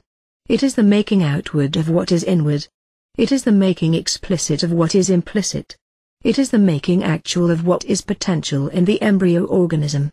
The lowest in the scale of being is thus inorganic matter, and above it comes organic matter, in which the principle of form becomes real and definite as the inward organization of the thing. This inward organization is the life, or what we call the soul, of the organism. Even the human soul is nothing but the organization of the body. It stands to the body in the relation of form to matter. With organism, then, we reach the idea of living soul. But this living soul will itself have lower and higher grades of being, the higher being a higher realization of the principle of form. As the essential of organism is self-realization, this will express itself first as self-preservation. Self-preservation means first the preservation of the individual, and this gives the function of nutrition. Secondly, it means preservation of the species, and this gives the function of propagation. The lowest grade in the organic kingdom will, therefore, be those organisms whose sole functions are to nourish themselves, grow, and propagate their kind. These are plants. And we may sum up this by saying that plants possess the nutritive soul. Aristotle intended to write a treatise upon plants, which intention, however, he never carried out. All that we have from him on plants is scattered references in his other books. Had the promised treatise been forthcoming, we cannot doubt what its plan would have been. Aristotle would have shown, as he did in the case of animals, that there are higher and lower grades of organism within the plant kingdom, and he would have attempted to trace the development in detail through all the then known species of plants. Next above plants in the scale of being come animals. Since the higher always contains the lower, but exhibits a further realization of form peculiar to itself, animals share with plants the functions of nutrition and propagation.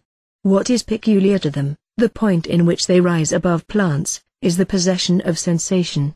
Sense perception is therefore the special function of animals, and they possess, therefore, the nutritive and the sensitive souls.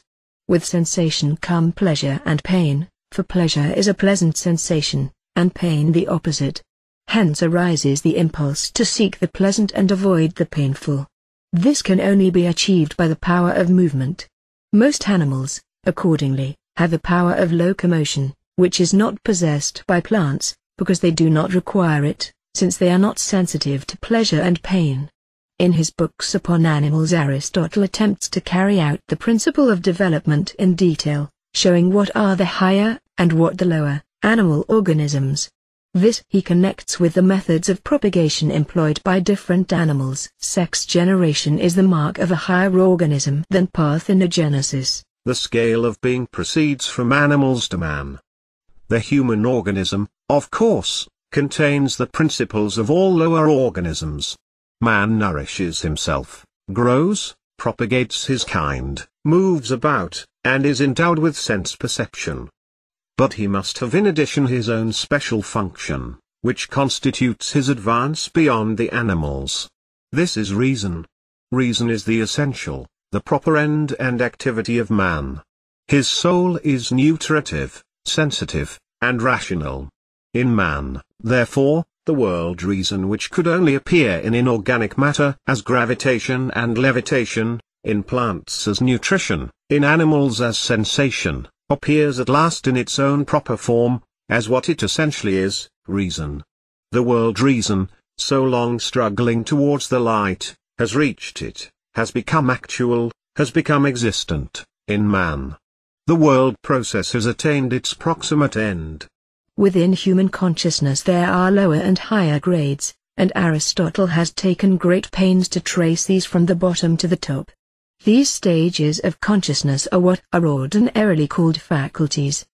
But Aristotle notes that it is nonsense to talk, as Plato did, of the parts of the soul.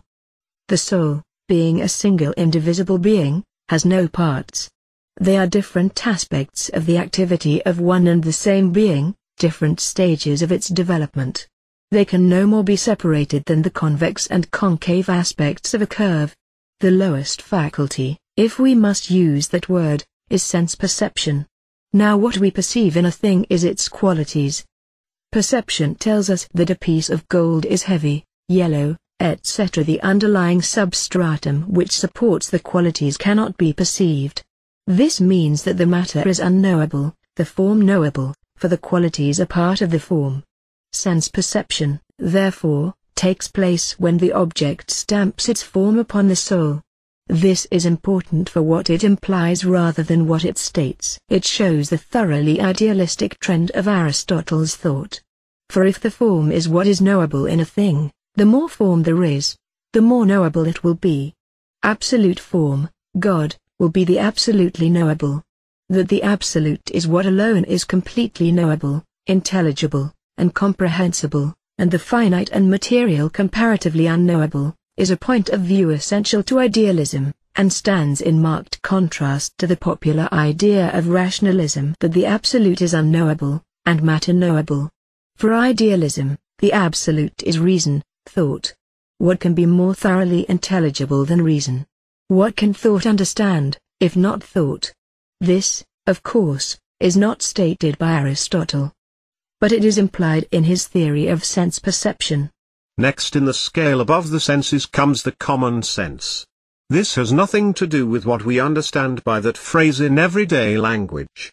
It means the central sensation ganglion in which isolated sensations meet, are combined, and form a unity of experience. We saw, in considering Plato, that the simplest kind of knowledge, such as, this paper is white, involves, not only isolated sensations, but their comparison and contrast. Bare sensations would not even make objects. For every object is a combined bundle of sensations. What thus combines the various sensations, and in particular those received from different sense organs, what compares and contrasts them, and turns them from a blind medley of phantasms into a definite experience, a single cosmos, is the common sense. Its organ is the heart. Above the common sense is the faculty of imagination. By this Aristotle means, not the creative imagination of the artist, but the power, which everyone possesses, of forming mental images and pictures. This is due to the excitation in the sense organ continuing after the object had ceased to affect it. The next faculty is memory. This is the same as imagination, except that there is combined with the image a recognition of it as a copy of a past sense impression. Recollection, again, is higher than memory. Memory images drift purposelessly through the mind. Recollection is the deliberate evoking of memory images. From recollection we pass to the specifically human faculty of reason. But reason itself has two grades. The lower is called passive reason, the higher active reason. The mind has the power of thought before it actually thinks. This latent capacity is passive reason. The mind is here like a smooth piece of wax which has the power to receive writing, but has not received it. The positive activity of thought itself is active reason. The comparison with wax must not mislead us into supposing that the soul only receives its impressions from sensation. It is pure thought which writes upon the wax. Now the sum of the faculties in general we call the soul. And the soul, we saw, is simply the organization or form, of the body. As form is inseparable from matter, the soul cannot exist without the body. It is the function of the body. It is to the body what sight is to the eye.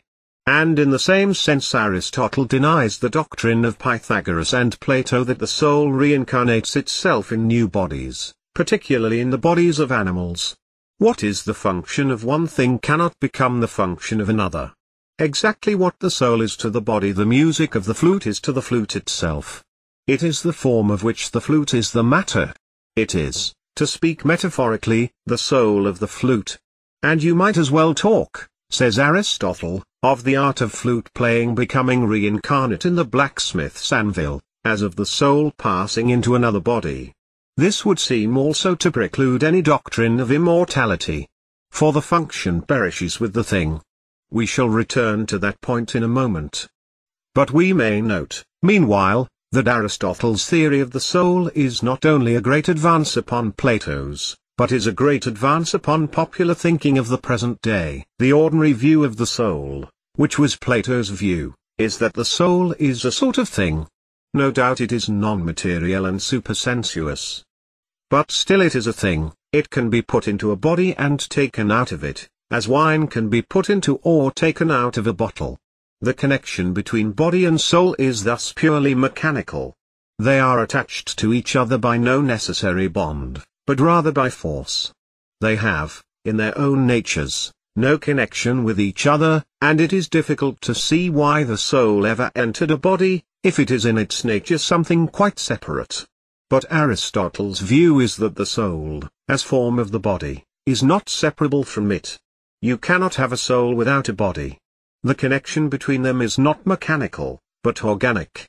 The soul is not a thing which comes into the body and goes out of it. It is not a thing at all. It is a function. But to this doctrine Aristotle makes an exception in favor of the active reason. All the lower faculties perish with the body, including the passive reason. Active reason is imperishable and eternal. It has neither beginning nor end. It comes into the body from without, and departs from it at death. God being absolute reason, man's reason comes from God, and returns to him, after the body ceases to function. But before we hail this as a doctrine of personal immortality, we had best reflect. All the lower faculties perish at death, and this includes memory. Now memory is an essential of personality. Without memory our experiences would be a succession of isolated sensations, with no connecting link. What connects my last with my present experience is that my last experience was mine. To be mine it must be remembered. Memory is the string upon which isolated experiences are strung together, and which makes them into that unity I call myself, my personality. If memory perishes, there can be no personal life.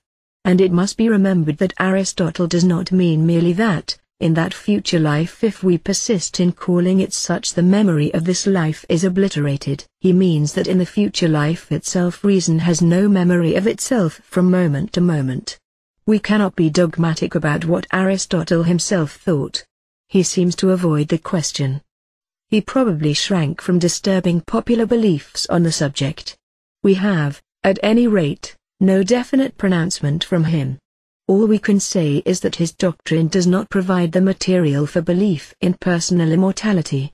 It expressly removes the material in that it denies the persistence of memory. Moreover, if Aristotle really thought that reason is a thing, which goes in and out of the body, an exception, in the literal sense, to his general doctrine of soul, all we can say is that he undergoes a sudden drop in the philosophic scale. Having propounded so advanced a theory, he sinks back to the crude view of Plato. And as this is not likely, the most probable explanation is that he is here speaking figuratively, perhaps with the intention of propitiating the religious and avoiding any rude disturbance of popular belief. If so, the statements that active reason is immortal, comes from God, and returns to God, mean simply that the world reason is eternal, and that man's reason is the actualization of this eternal reason, and in that sense comes from God and returns to him. We may add, too, that since God, the real, is not to be regarded as an existent individual, our return to him cannot be thought as a continuation of individual existence. Personal immortality is inconsistent with the fundamentals of Aristotle's system. We ought not to suppose that he contradicted himself in this way. Yet if Aristotle used language which seems to imply personal immortality, this is neither meaningless nor dishonest. It is as true for him as for others that the soul is eternal. But eternal does not mean everlasting in time. It means timeless. And reason, even our reason, is timeless. The soul has eternity in it. It is eternity in an hour. And it is this which puts the difference between man and the brutes. We have traced the scale of being from inorganic matter, through plants and animals, to man. What then? What is the next step? or does the scale stop there? Now there is a sort of break in Aristotle's system at this point, which has led many to say that man is the top of the scale. The rest of Aristotle's physics deal with what is outside our Earth, such as the stars and planets. And they deal with them quite as if they were a different subject, having little or nothing to do with the terrestrial scale of being which we have been considering. But here we must not forget two facts. The first is that Aristotle's writings have come down to us mutilated, and in many cases unfinished. The second is that Aristotle had a curious habit of writing separate monographs on different parts of his system, and omitting to point out any connection between them, although such a connection undoubtedly exists. Now, although Aristotle himself does not say it, there are several good reasons for thinking that the true interpretation of his meaning is that the scale of being does not stop at man, that there is no gap in the chain here, but that it proceeds from man through planets and stars which Aristotle, like Plato, regarded as divine beings right up to God himself. In the first place, this is required by the logic of his system. The scale has formless matter at the bottom and matterless form at the top. It should proceed direct from one to the other. It is essential to his philosophy that the universe is a single continuous chain. There is no place for such a hiatus between man and the higher beings. Secondly, it is not as if terrestrial life formed a scale, and celestial beings were all on a par, having among themselves no scale of higher and lower. This is not the case. The heavenly bodies have grades among themselves. The higher are related to the lower as form to matter. Thus stars are higher than planets. So that if we suppose that evolution stops at man, what we have is a gap in the middle, a scale below it, and a scale above it. It is like a bridge over a sheet of water, the two ends of which are intact, but which is broken down in the middle. The natural completion of this scheme involves the filling up of the gap. Thirdly, we have another very important piece of evidence. With his valuable idea of evolution, Aristotle combined another very curious, and no doubt, absurd, theory. This was that in the scale of the universe the lowest existence is to be found in the middle, the highest at the periphery, and that in general the higher is always outside the lower, so that the spatial universe is a system of concentric spheres, the outer sphere being related to the inner sphere as higher to lower, as form to matter. At the center of the spherical universe is our Earth. Earth, as the lowest element, is in the middle. Then comes a layer of water, then of air, then of fire. Among the heavenly bodies there are 56 spheres. The stars are outside the planets and are therefore higher beings. And in conformity with this scheme, the Supreme Being, God, is outside the outermost sphere. Now it is obvious that, in this scheme, the passage from the center of the Earth to the stars forms a spatial continuity, and it is impossible to resist the conclusion that it also forms a logical continuity, that is, that there is no break in the chain of evolution. Noting that this is not what Aristotle in so many words says, but that it is our interpretation of his intention, which is almost certainly correct, we conclude that man is not the top of the scale. Next to him come the heavenly bodies. The planets include the sun and the moon, which revolve round the earth in a direction opposite to that of the stars. Next in the scale come the stars. We need not go into details of the 56 spheres. The stars and planets are divine beings. But this is only a comparative term. Man, as the possessor of reason, is also divine, but the heavenly bodies infinitely more so. And this means that they are more rational than man, and so higher in the scale. They live an absolutely blessed and perfect life. They are immortal and eternal, because they are the supreme self-realization of the eternal reason.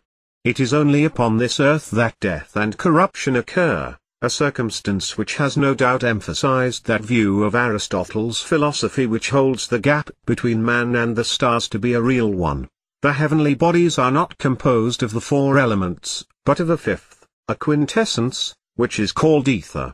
Like all elements it must have its natural motion. And as it is the finest and most perfect, its motion must be perfect. And it must be an eternal motion, because the stars are eternal beings. It cannot be motion in a straight line, because that never comes to an end, and so is never perfect. Circular motion alone is perfect. And it is eternal because its end and its beginning are one. Hence the natural motion of ether is circular, and the stars move in perfect circles. Leaving the stars behind, we reach the summit of the long ladder from matter to form. This is the absolute form, God. As formless matter is not an existent thing, nor is matterless form. God, therefore, is not in the world of space and time at all. But it is one of the curiosities of thought that Aristotle nevertheless gives him a place outside the outermost sphere. What is outside the sphere is, therefore, not space. All space and time are inside this globular universe. Space is therefore finite.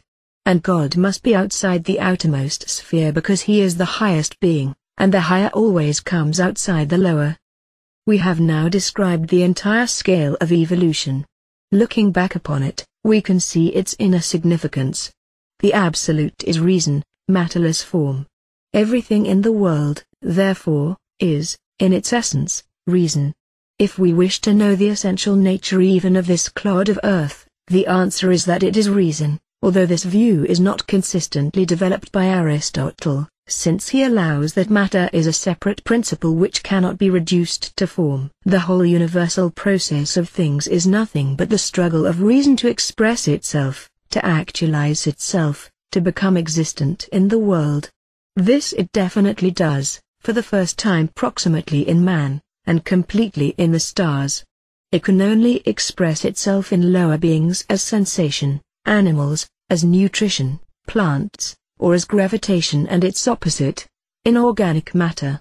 The value of Aristotle's theory of evolution is immense. It is not the details that signify. The application of the principle in the world of matter and life could not be carried out satisfactorily in the then state of physical science. It could not be carried out with perfection even now. Omniscience alone could give finality to such a scheme. But it is the principle itself which matters. And that it is one of the most valuable conceptions in philosophy will perhaps be more evident if we compare it, firstly, with modern scientific theories of evolution and secondly, with certain aspects of Hindu pantheism. What has Aristotle in common with such a writer as Herbert Spencer? According to Spencer, evolution is a movement from the indefinite, incoherent, and homogeneous, to the definite, coherent, and heterogeneous. Aristotle has all this, though his words are different. He calls it a movement from matter to form. Form he describes as whatever gives definiteness to a thing. Matter is the indefinite substrate, form gives it definiteness. Hence for him too the higher being is more definite because it has more form. That matter is the homogeneous, form the heterogeneous, follows from this. We saw that there are in matter itself no differences, because there are no qualities. And this is the same as saying it is homogeneous. Heterogeneity, that is, differentiation, is introduced by form. Coherence is the same thing as organization. Aristotle has himself defined the form of a thing as its organization. For him, as for Spencer, the higher being is simply that which is more organized. Every theory of evolution depends fundamentally upon the idea of organism. Aristotle invented the idea and the word.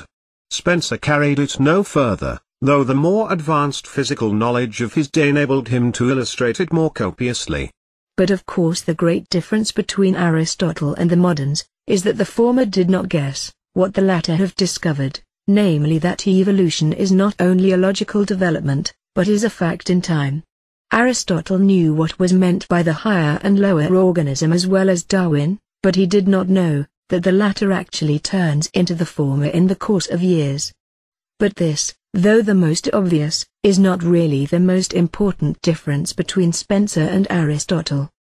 The real difference is that Aristotle penetrated far more deeply into the philosophy of evolution than modern science does, that, in fact, modern science has no philosophy of evolution at all. For the fundamental problem here is, if we speak of higher and lower beings, what rational ground have we for calling them higher and lower? That the lower passes in time into the higher is no doubt a very interesting fact to discover, but it dwindles into insignificance beside the problem just indicated, because, on the solution of that problem it depends whether the universe is to be regarded as futile, meaningless, and irrational, or whether we are to see in it order, plan, and purpose. Is Spencer's doctrine a theory of development at all? Or is it not rather simply a theory of change? Something resembling an ape becomes a man. Is the development here, that is it a movement from something really lower to something really higher? Or is it merely change from one and different thing to another? Is there improvement, or only difference? In the latter case, it makes not the slightest difference whether the ape becomes man, or man becomes an ape. The one is as good as the other. In either case, it is merely a change from Tweedledum to Tweedledee. The change is meaningless, and has no significance. The modern doctrine of evolution can only render the world more intelligible, can only develop into a philosophy of evolution, by showing that there is evolution and not merely change, and this it can only do by giving a rational basis for the belief that some forms of existence are higher than others. To put the matter bluntly, why is a man higher than a horse, or a horse than a sponge? Answer that, and you have a philosophy of evolution.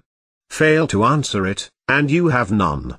Now the man in the street will say that man is higher than the horse, because he not merely eats grass, but thinks, deliberates, possesses art, science, religion, morality. Ask him why these things are higher than eating grass, and he has no answer. From him, then, we turn to Spencer, and there we find a sort of answer. Man is higher because he is more organized. But why is it better to be more organized? Science, as such, has no answer. If pressed in this way, science may of course turn round and say, there is in the reality of things no higher and no lower. What I mean by higher and lower is simply more and less organized. Higher and lower are mere metaphors, they are the human way of looking at things. We naturally call higher what is nearest ourselves, but from the absolute point of view there is no higher and lower. But this is to reduce the universe to a madhouse. It means that there is no purpose, no reason, in anything that happens. The universe, in this case, is irrational. No explanation of it is possible. Philosophy is futile, and not only philosophy, but morality and everything else. If there is really no higher and lower, there is no better and no worse. It is just as good to be a murderer as to be a saint. Evil is the same as good.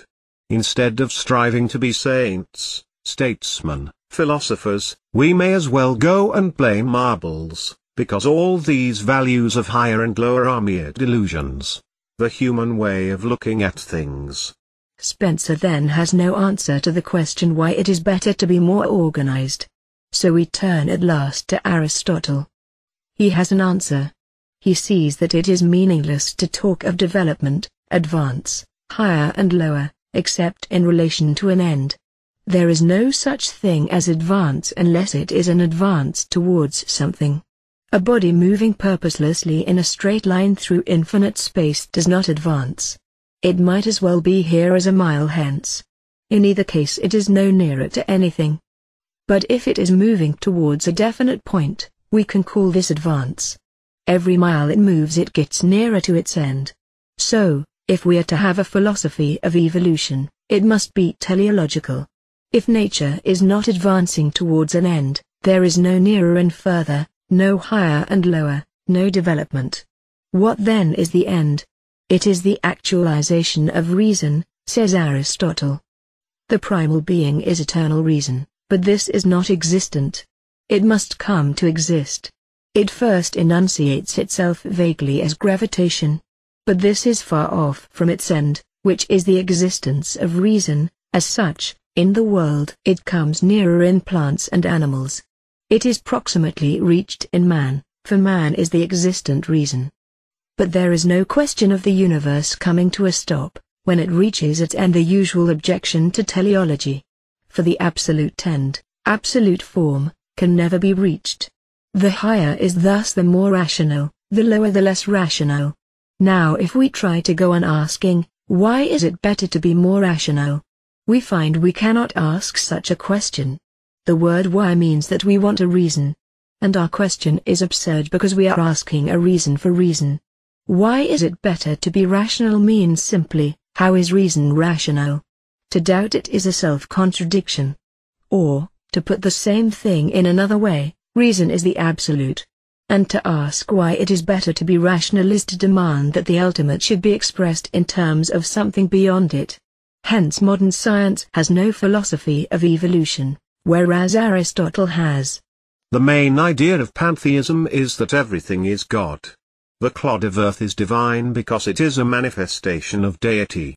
Now this idea is all very well, and is in fact essential to philosophy. We find it in Aristotle himself, since the entire world is, for him, the actualization of reason, and reason is God.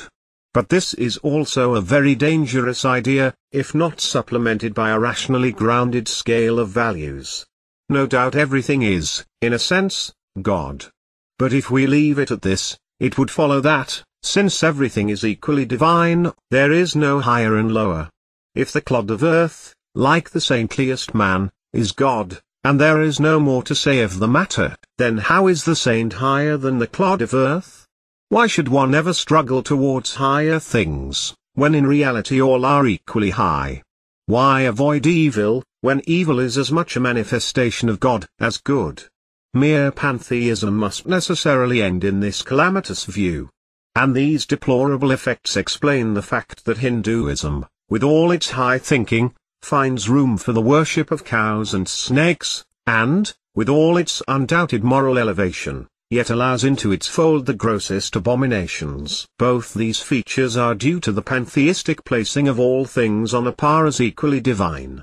Not of course that Hinduism has not a sort of doctrine of evolution, a belief in a higher and lower.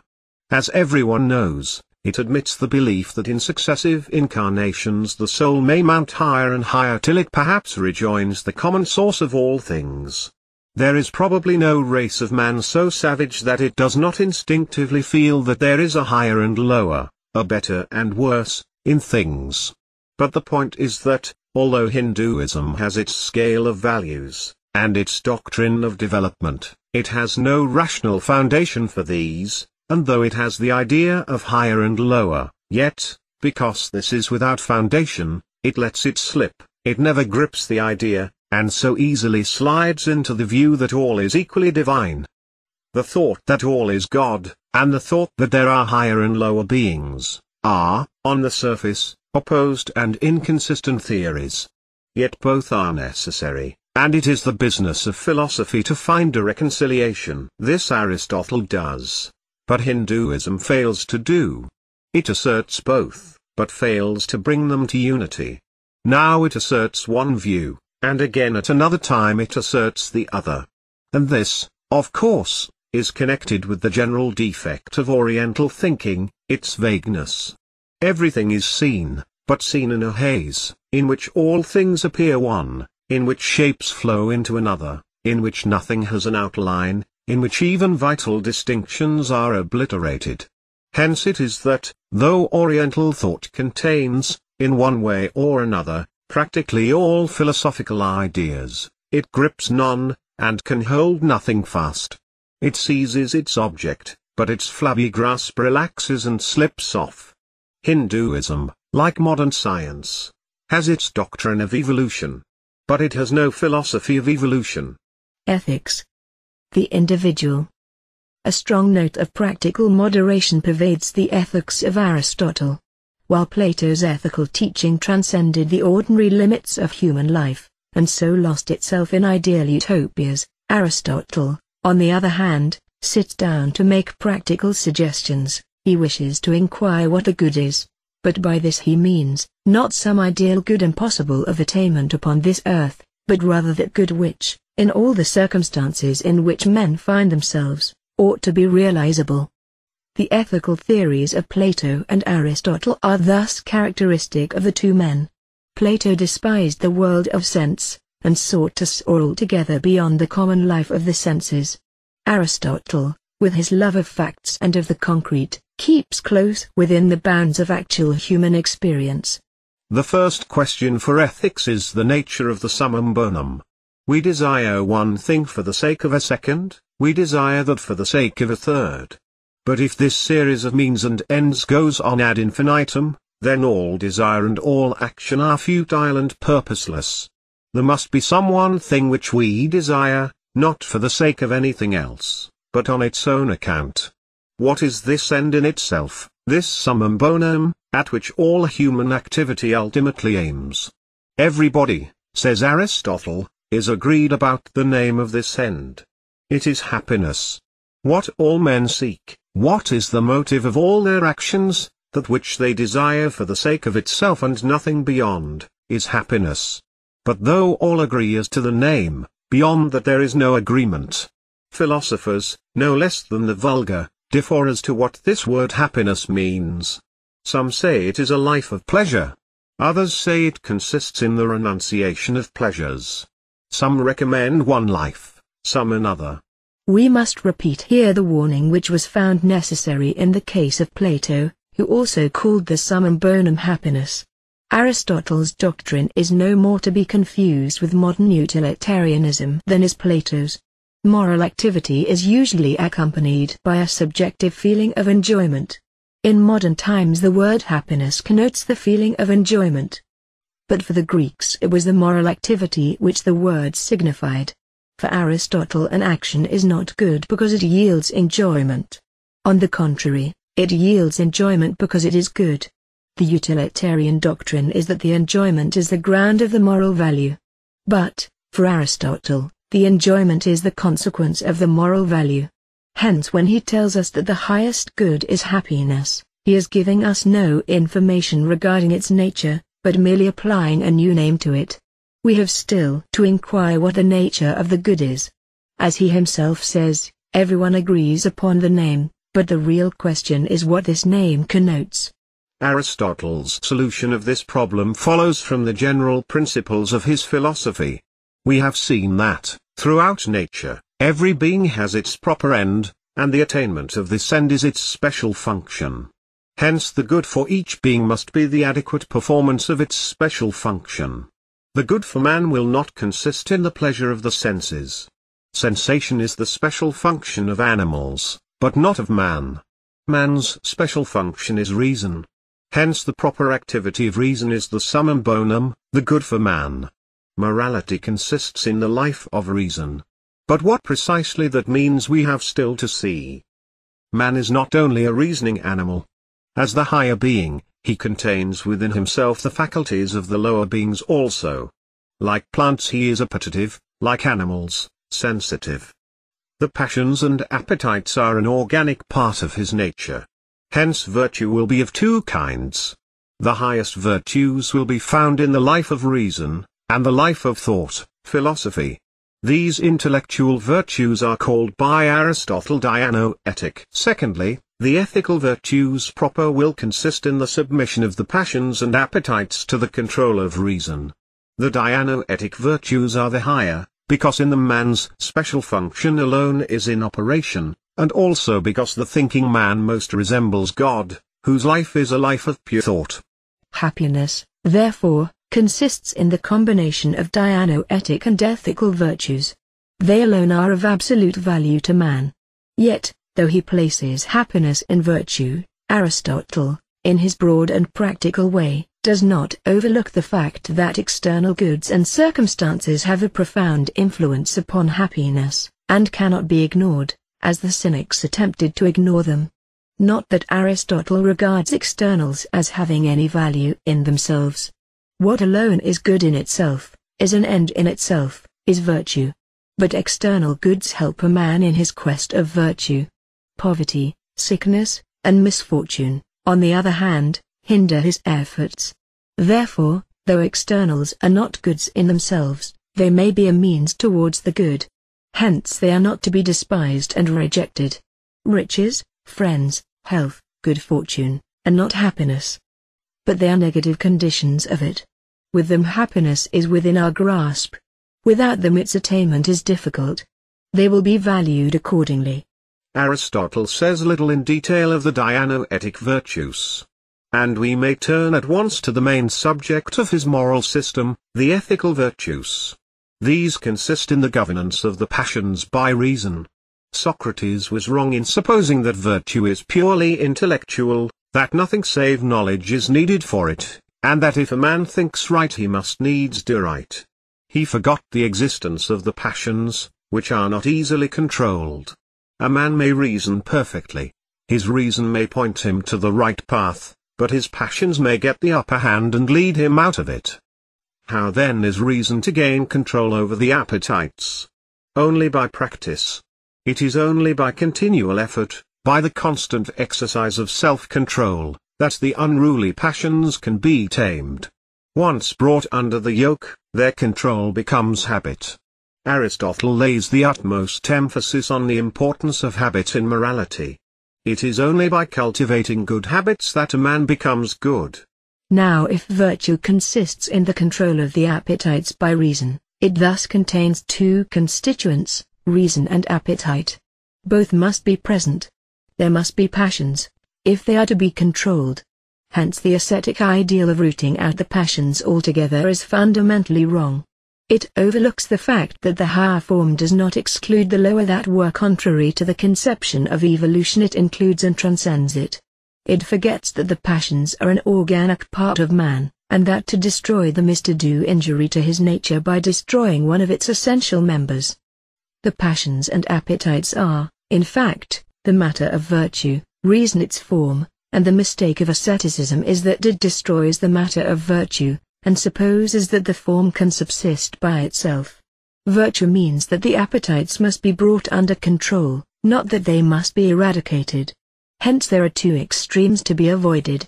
It is extreme, on the one hand, to attempt to uproot the passions, and it is extreme, on the other, to allow them to run riot. Virtue means moderation. It consists in hitting the happy mean as regards the passions, in not allowing them to get the upper hand of reason, and yet in not being quite passionless and apathetic.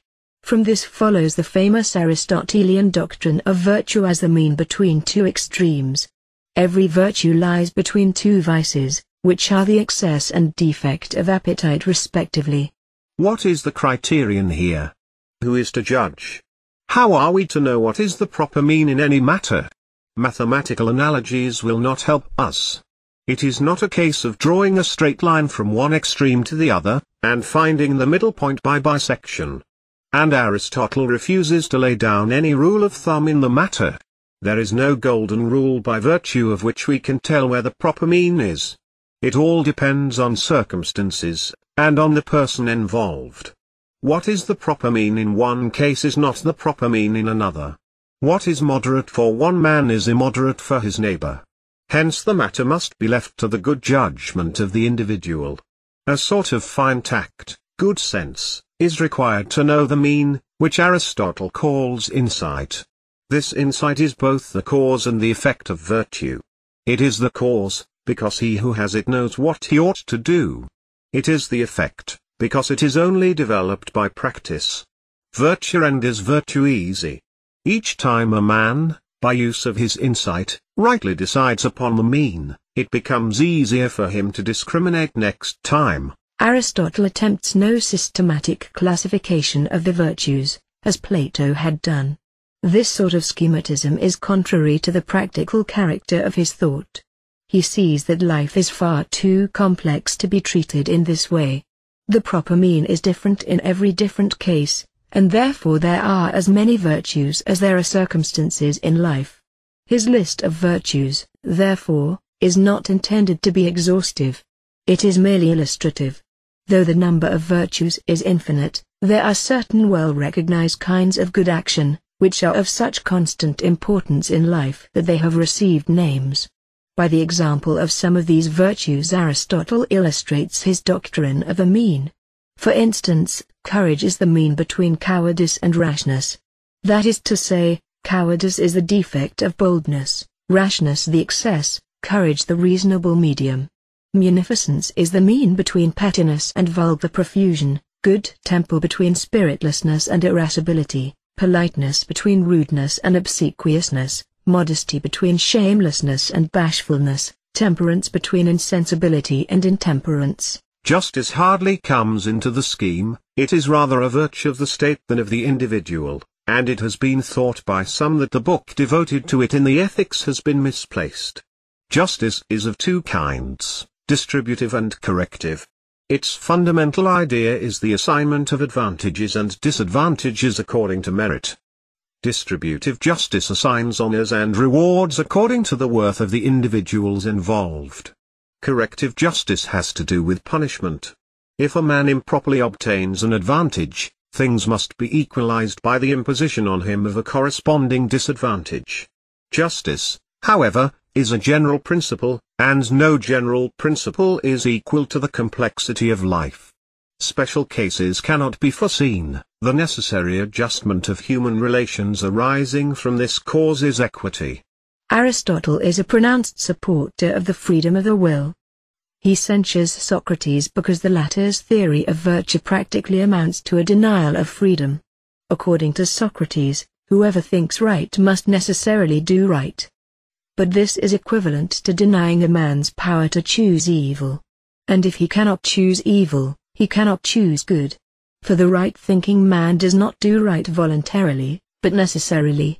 Aristotle believed, on the contrary, that man has the choice of good and evil. The doctrine of Socrates makes all actions involuntary. But in Aristotle's opinion only actions performed under forcible compulsion are involuntary. Aristotle did not, however, consider the special difficulties in the theory of free will which in modern times have made it one of the most thorny of all philosophical problems. Hence his treatment of the subject is not of great value to us. The state. Politics is not a separate subject from ethics. It is merely another division of the same subject. And this, not merely because politics is the ethics of the state as against the individual, but because the morality of the individual really finds its end in the state, and is impossible without it. Aristotle agrees with Plato that the object of the state is the virtue and happiness of the citizens, which are impossible except in the state. For man is a political animal by nature, as is proved by his possession of speech, which would be useless to any save a social being. And the phrase by nature means the same here as elsewhere in Aristotle. It means that the state is the end of the individual, and that activity in the state is part of man's essential function. The state, in fact, is the form, the individual, the matter. The state provides both an education in virtue and the necessary opportunities for its exercise. Without it man would not be man at all. He would be a savage animal. The historical origin of the state Aristotle finds in the family. At first there is the individual. The individual gets himself a mate, and the family arises. The family, in Aristotle's opinion, includes the slaves, for, like Plato, he sees no wrong in the institution of slavery. A number of families, joining together, develop into a village community, and a number of village communities into a polis, city, or state. Beyond the city, of course, the Greek idea of the state did not extend. Such then is the historical origin of the state. But it is of capital importance to understand that, in Aristotle's opinion, this question of historical origin has nothing on earth to do with the far more important question what the state essentially is. It is no mere mechanical aggregate of families and village communities. The nature of the state is not explained in this way. For though the family is prior to the state in order of time, the state is prior to the family and to the individual in order of thought, and in reality. For the state is the end, and the end is always prior to that of which it is the end. The state as form is prior to the family as matter, and in the same way the family is prior to the individual. And as the explanation of things is only possible by teleology, it is the end which explains the beginning, it is the state which explains the family, and not vice versa. The true nature of the state, therefore, is not that it is a mechanical sum of individuals, as a heap of sand is the sum of its grains. The state is a real organism, and the connection of part to part is not mechanical, but organic. The state has a life of its own. And its members also have their own lives, which are included in the higher life of the state. All the parts of an organism are themselves organisms. And as the distinction between organic and inorganic is that the former has its end in itself, while the latter has its end external to it, this means that the state is an end in itself, that the individual is an end in himself, and that the former end includes the latter. Or we may express the same thought otherwise by saying that, in the state, both the whole and the parts are to be regarded as real, both having their own lives and, in their character as ends, their own rights. Consequently, there are two kinds of views of the nature of the state, which are, according to Aristotle, fundamentally erroneous.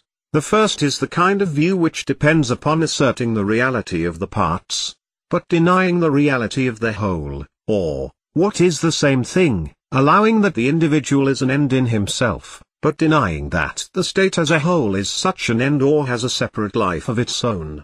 The second kind of false view is of the opposite kind, and consists in allowing reality only to the whole state, and denying the reality of its parts, the individuals.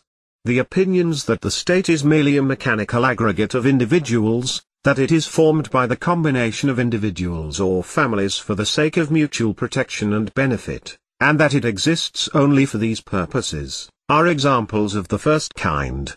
Such views subordinate the state to the individual. The state is treated as an external contrivance for securing the life, the property, or the convenience of the individual. The state exists solely for the sake of the individual, and is not in itself an end.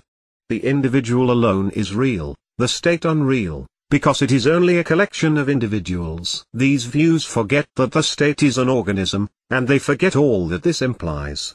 Aristotle would have condemned, on these grounds, the social contract theory so popular in the 18th century, and likewise the view of modern individualism that the state exists solely to ensure that the liberty of the individual is curtailed only by the right of other individuals to the same liberty. The opposite kind of false view is illustrated by the ideal state of Plato. As the views we have just discussed deny the reality of the whole, Plato's view, on the contrary, denies the reality of the parts. For him, the individual is nothing, the state everything. The individual is absolutely sacrificed to the state. He exists only for the state, and thus Plato makes the mistake of setting up the state as sole end and denying that the individual is an end in himself. Plato imagined that the state is a homogeneous unity, in which its parts totally disappear. But the true view is that the state, as an organism, is a unity which contains heterogeneity. It is coherent, yet heterogeneous. And Plato makes the same mistake in his view of the family as in his view of the individual. The family, Aristotle thinks, is, like the individual, a real part of the social whole. It is an organism within an organism. As such, it is an end in itself, has absolute rights, and cannot be obliterated.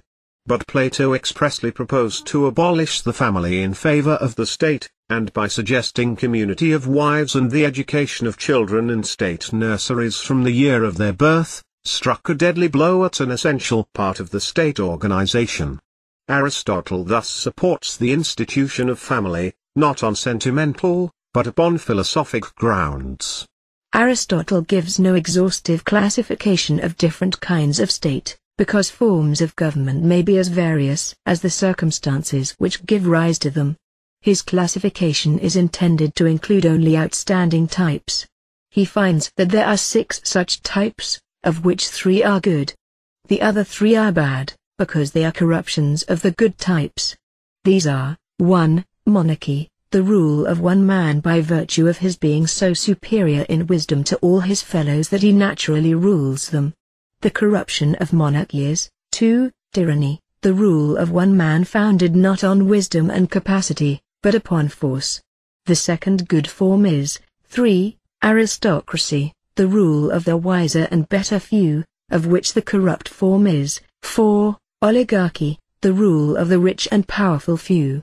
5. Constitutional republic or democracy arises where all the citizens are of fairly equal capacity, that is, where no standout individual or class exists, so that all or most take a share in the government. The corresponding corrupt form is, 6. Democracy, which, though it is the rule of the many, is more especially characterized as being the rule of the poor. Unlike Plato, Aristotle depicts no ideal state. No single state, he thinks, is in itself the best. Everything must depend upon the circumstances. What is the best state in one age and county will not be the best in another. Moreover, it is useless to discuss utopian constitutions. What alone interests the sane and balanced mind of Aristotle is the kind of constitution which we may hope actually to realize. Of the three good forms of government he considers that monarchy is theoretically the best. The rule of a single perfectly wise and just man would be better than any other. But it has to be given up as impracticable, because such perfect individuals do not exist. And it is only among primitive peoples that we find the hero, the man whose moral stature so completely exalts him above his fellows that he rules as a matter of course. The next best state is aristocracy. And last, in Aristotle's opinion, comes constitutional republic, which is, however, perhaps the state best suited to the special needs and level of development of the Greek city-states. Aesthetics, or the theory of art. Plato had no systematic philosophy of art, and his views had to be collected from scattered references. Aristotle likewise has scarcely a system, though his opinions are more connected, and though he devoted a special treatise, the Poetics, to the subject. And this book, which has come down to us in a fragmentary condition, deals exclusively with poetry, and even in poetry only the drama is considered in detail. What we have from Aristotle on the subject of aesthetics may be divided roughly into two classes. Firstly, reflections on the nature and significance of art in general, and, secondly, a more detailed application of these principles to the art of poetry. We shall deal with these two classes of opinions in that order. In order to know what art is, we must first know what it is not. It must be distinguished from kindred activities. And firstly, it is distinguished from morality in that morality is concerned with action, art with production. Morality consists in the activity itself, art in that which the activity produces. Hence the state of mind of the actor, his motives, feelings, etc., are important in morality, for they are part of the act itself. But they are not important in art, the only essential being that the work of art should turn out well, however it has been produced. Secondly, art is distinguished from the activity of nature, which it in many respects resembles. Organic beings reproduce their own kind, and, in the fact that it is concerned with production, generation resembles art. But in generation, the living being produces only itself. The plant produces a plant, man begets man. But the artist produces something quite other than himself, a poem, a picture, a statue. Art is of two kinds, according as it aims at completing the work of nature, or at creating something new, an imaginary world of its own which is a copy of the real world. In the former case, we get such arts as that of medicine. Where nature has failed to produce a healthy body, the physician helps nature out, and completes the work that she has begun. In the latter case, we get what are, in modern times, called the fine arts. These Aristotle calls the imitative arts. We saw that Plato regarded all art as imitative, and that such a view is essentially unsatisfactory. Now Aristotle uses the same word, which he perhaps borrowed from Plato, but his meaning is not the same as Plato's, nor does he fall into the same mistakes. That in calling art imitative he has not in mind the thought that it has for its aim merely the faithful copying of natural objects is proved by the fact that he mentions music as the most imitative of the arts, whereas music is, in fact, in this sense, the least imitative of all. The painter may conceivably be regarded as imitating trees, rivers, or men, but the musician for the most part produces what is unlike anything in nature. What Aristotle means is that the artist copies, not the sensuous object, but what Plato would call the idea. Art is thus not, in Plato's contemptuous phrase, a copy of a copy. It is a copy of the original. Its object is not this or that particular thing, but the universal which manifests itself in the particular. Art idealizes nature, that is, sees the idea in it. It regards the individual thing, not as an individual, but in its universal aspects, as the fleeting embodiment of an eternal thought. Hence it is that the sculptor depicts not the individual man, but rather the type man, the perfection of his kind. Hence too, in modern times, the portrait painter is not concerned to paint a faithful image of his model, but takes the model merely as a suggestion, and seizes upon that essential and eternal essence, that ideal thought, or universal, which he sees shining through the sensuous materials in which it is imprisoned. His task is to free it from this imprisonment. The common man sees only the particular object. The artist sees the universal in the particular. Every individual thing is a compound of matter and form, of particular and universal. The function of art is to exhibit the universal in it. Hence poetry is truer, more philosophical, than history. For history deals only with the particular as the particular. It tells us only of the fact, of what has happened. Its truth is mere correctness, accuracy. It has not in it, as art has, the living and eternal truth. It does not deal with the idea. It yields us only the knowledge of something that, having happened, having gone by, is finished. Its object is transient and perishable. It concerns only the endless iteration of meaningless events. But the object of art is that inner essence of objects and events, which perishes not, and of which the objects and events are the mere external drapery. If therefore we would arrange philosophy, art, and history, in order of their essential nobility and truth, we should place philosophy first, because its object is the universal as it is in itself, the pure universal. We should place art second, because its object is the universal in the particular, and history last, because it deals only with the particular as such. Yet because each thing in the world has its own proper function, and as if it seeks to perform the functions of something else, hence, in Aristotle's opinion, art must not attempt to emulate philosophy. It must not deal with the abstract universal. The poet must not use his verses as a vehicle of abstract thought. His proper sphere is the universal as it manifests itself in the particular, not the universal as it is in itself. Aristotle, for this reason, censures didactic poetry. Such a poem as that of Empedocles, who unfolded his philosophical system in meter, is not, in fact, poetry at all. It is versified philosophy. Art is thus lower than philosophy. The absolute reality, the inner essence of the world, is thought, reason, the universal. To contemplate this reality is the object alike of philosophy and of art. But art sees the absolute not in its final truth, but wrapped up in a sensuous drapery. Philosophy sees the absolute as it is in itself, in its own nature, in its full truth. It sees it as what it essentially is, thought. Philosophy, therefore, is the perfect truth. But this does not mean that art is to be superseded and done away with.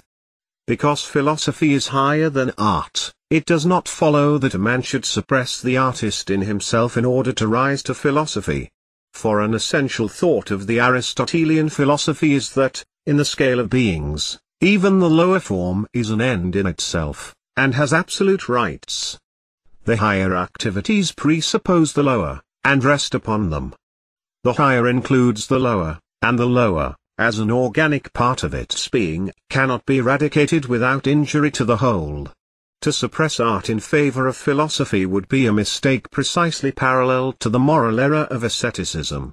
In treating of Aristotle's ethics we saw that, although the activity of reason is held in highest esteem, the attempt to uproot the passions was censured as erroneous. So here, though philosophy is the crown of man's spiritual activity, art has its rights, and is an absolute end in itself, a point which Plato failed to see. In the human organism, the head is the chief of the members.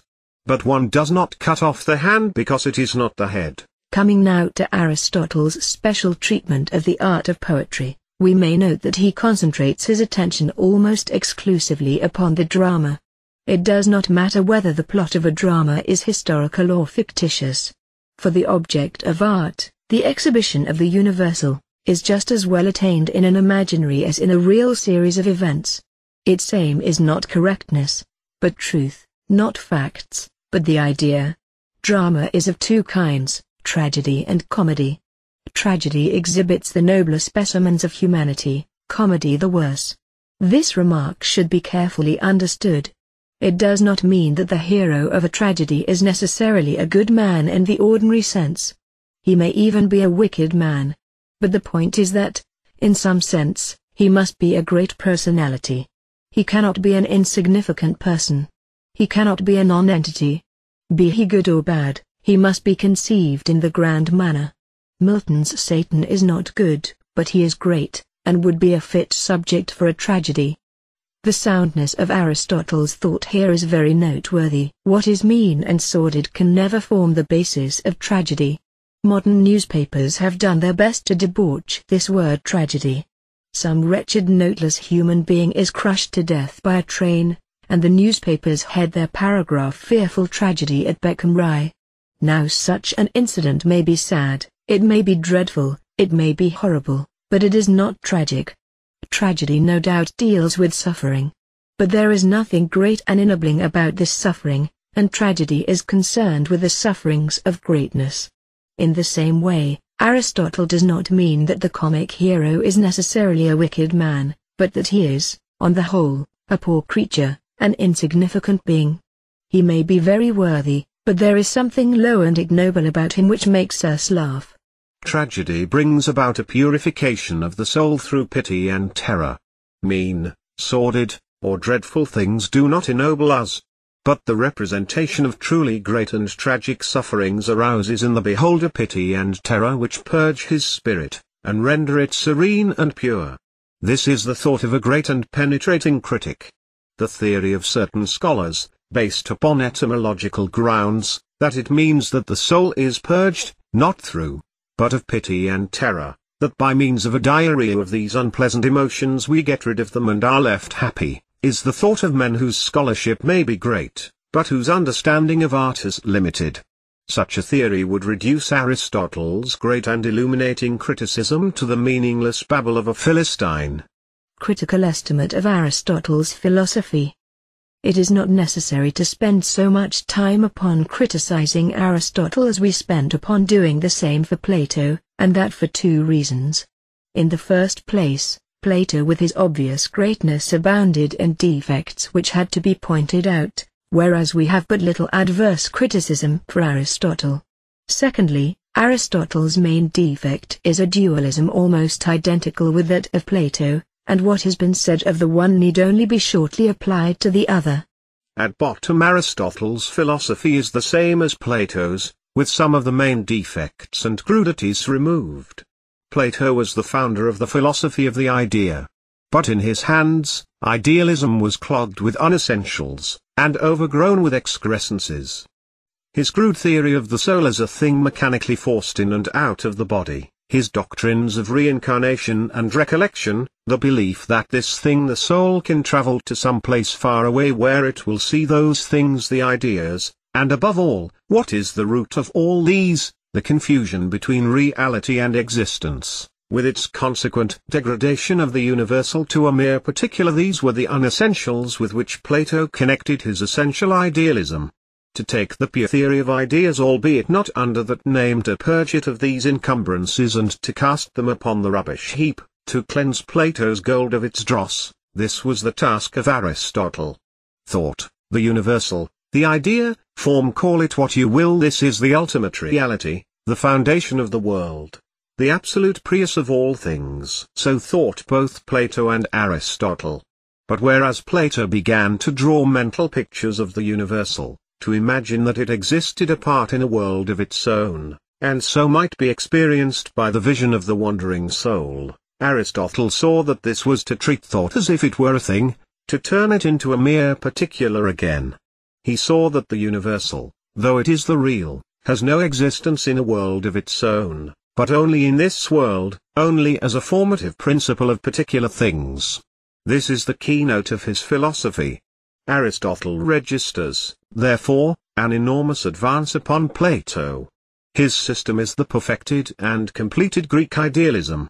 It is the highest point reached in the philosophy of Greece. The flower of all previous thought, the essence and pure distillation of the Greek philosophic spirit, the gathering up of all that is good in his predecessors and the rejection of all that is faulty and worthless, such is the philosophy of Aristotle. It was not possible for the Greek spirit to advance further. Further development could be only decay. And so, in fact, it turned out to be. Aristotle deserves, too, the credit of having produced the only philosophy of evolution which the world has ever seen, with the exception of that of Hegel, and Hegel was enabled to found a newer theory of evolution only by following largely in the footsteps of Aristotle. This was perhaps Aristotle's most original contribution to thought. Yet the factors of the problem, though not its solution, he took from his predecessors.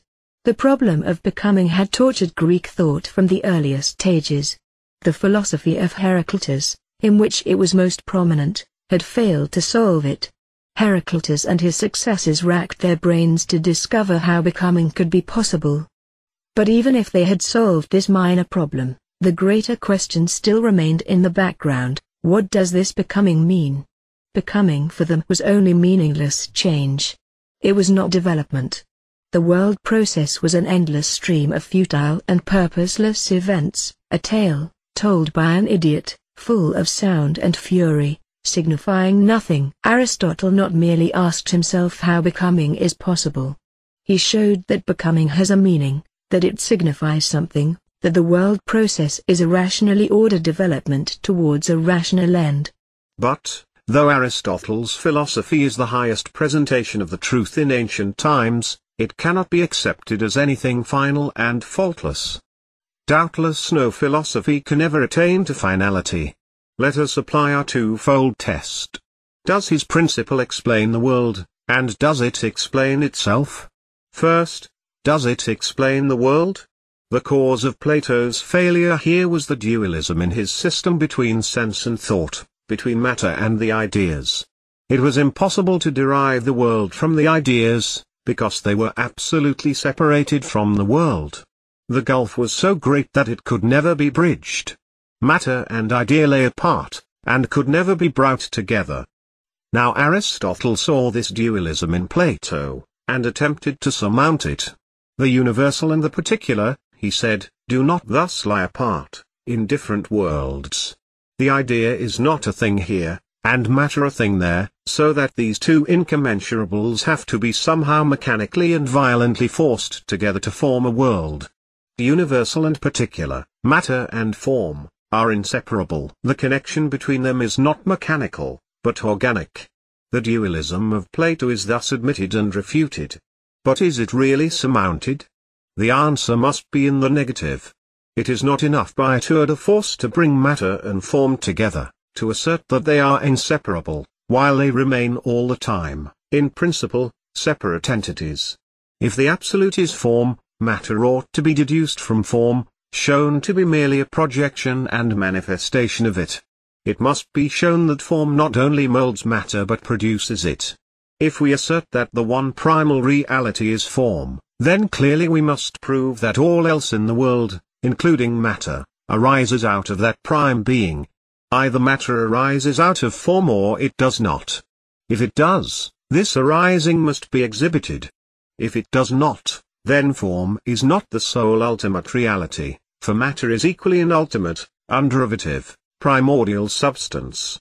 In that case, we thus have two equally real ultimate beings, each underived from the other, existing side by side from all eternity. This is dualism, and this is the defect of Aristotle. Not only does he not derive matter from form, but he obviously sees no necessity for doing so. He would probably have protested against any attempt to do so, for, when he identifies the formal, final, and efficient causes with each other, leaving out the material cause, this is equivalent to an assertion that matter cannot be reduced to form. Thus his dualism is deliberate and persistent. The world, says Aristotle, is composed of matter and form. Where does this matter come from? As it does not, in his system, arise out of form, we can only conclude that its being is wholly in itself, that is, that it is a substance, an absolute reality. And this is utterly inconsistent with Aristotle's assertion that it is in itself nothing but a mere potentiality.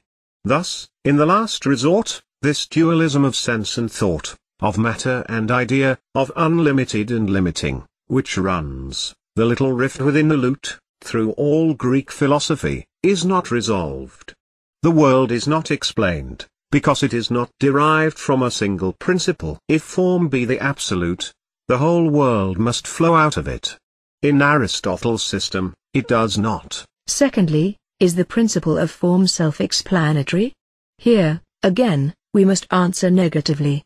Most of what was said of Plato under this head applies equally to Aristotle. Plato asserted that the absolute is reason, and it was therefore incumbent on him to show that his account of reason was truly rational. He failed to do so. Aristotle asserts the same thing, for form is only another word for reason. Hence he must show us that this form is a rational principle, and this means that he must show us that it is necessary. But he fails to do so. How is form a necessary and self-determining principle? Why should there be such a principle as form? We cannot see any necessity. It is a mere fact. It is nothing but an ultimate mystery. It is so, and that is an end of it. But why it should be so, we cannot see. Nor can we see why there should be any of the particular kinds of form that there are. To explain this, Aristotle ought to have shown that the forms constitute a systematic unity, that they can be deduced one from another, just as we saw that Plato ought to have deduced all the ideas from one another. Thus Aristotle asserts that the form of plants is nutrition, of animals sensation, and that the one passes into the other. But even if this assertion be true, it is a mere fact. He ought not merely to have asserted this, but to have deduced sensation from nutrition. Instead of being content to allege that, as a fact, nutrition passes into sensation, he ought to have shown that it must pass into sensation, that the passage from one to the other is a logical necessity. Otherwise, we cannot see the reason why this change occurs. That is to say, the change is not explained. Consider the effects of this omission upon the theory of evolution. We are told that the world process moves towards an end, and that this end is the self-realization of reason, and that it is proximately attained in man, because man is a reasoning being. So far this is quite intelligible. But this implies that each step in evolution is higher than the last because it approaches nearer to the end of the world process.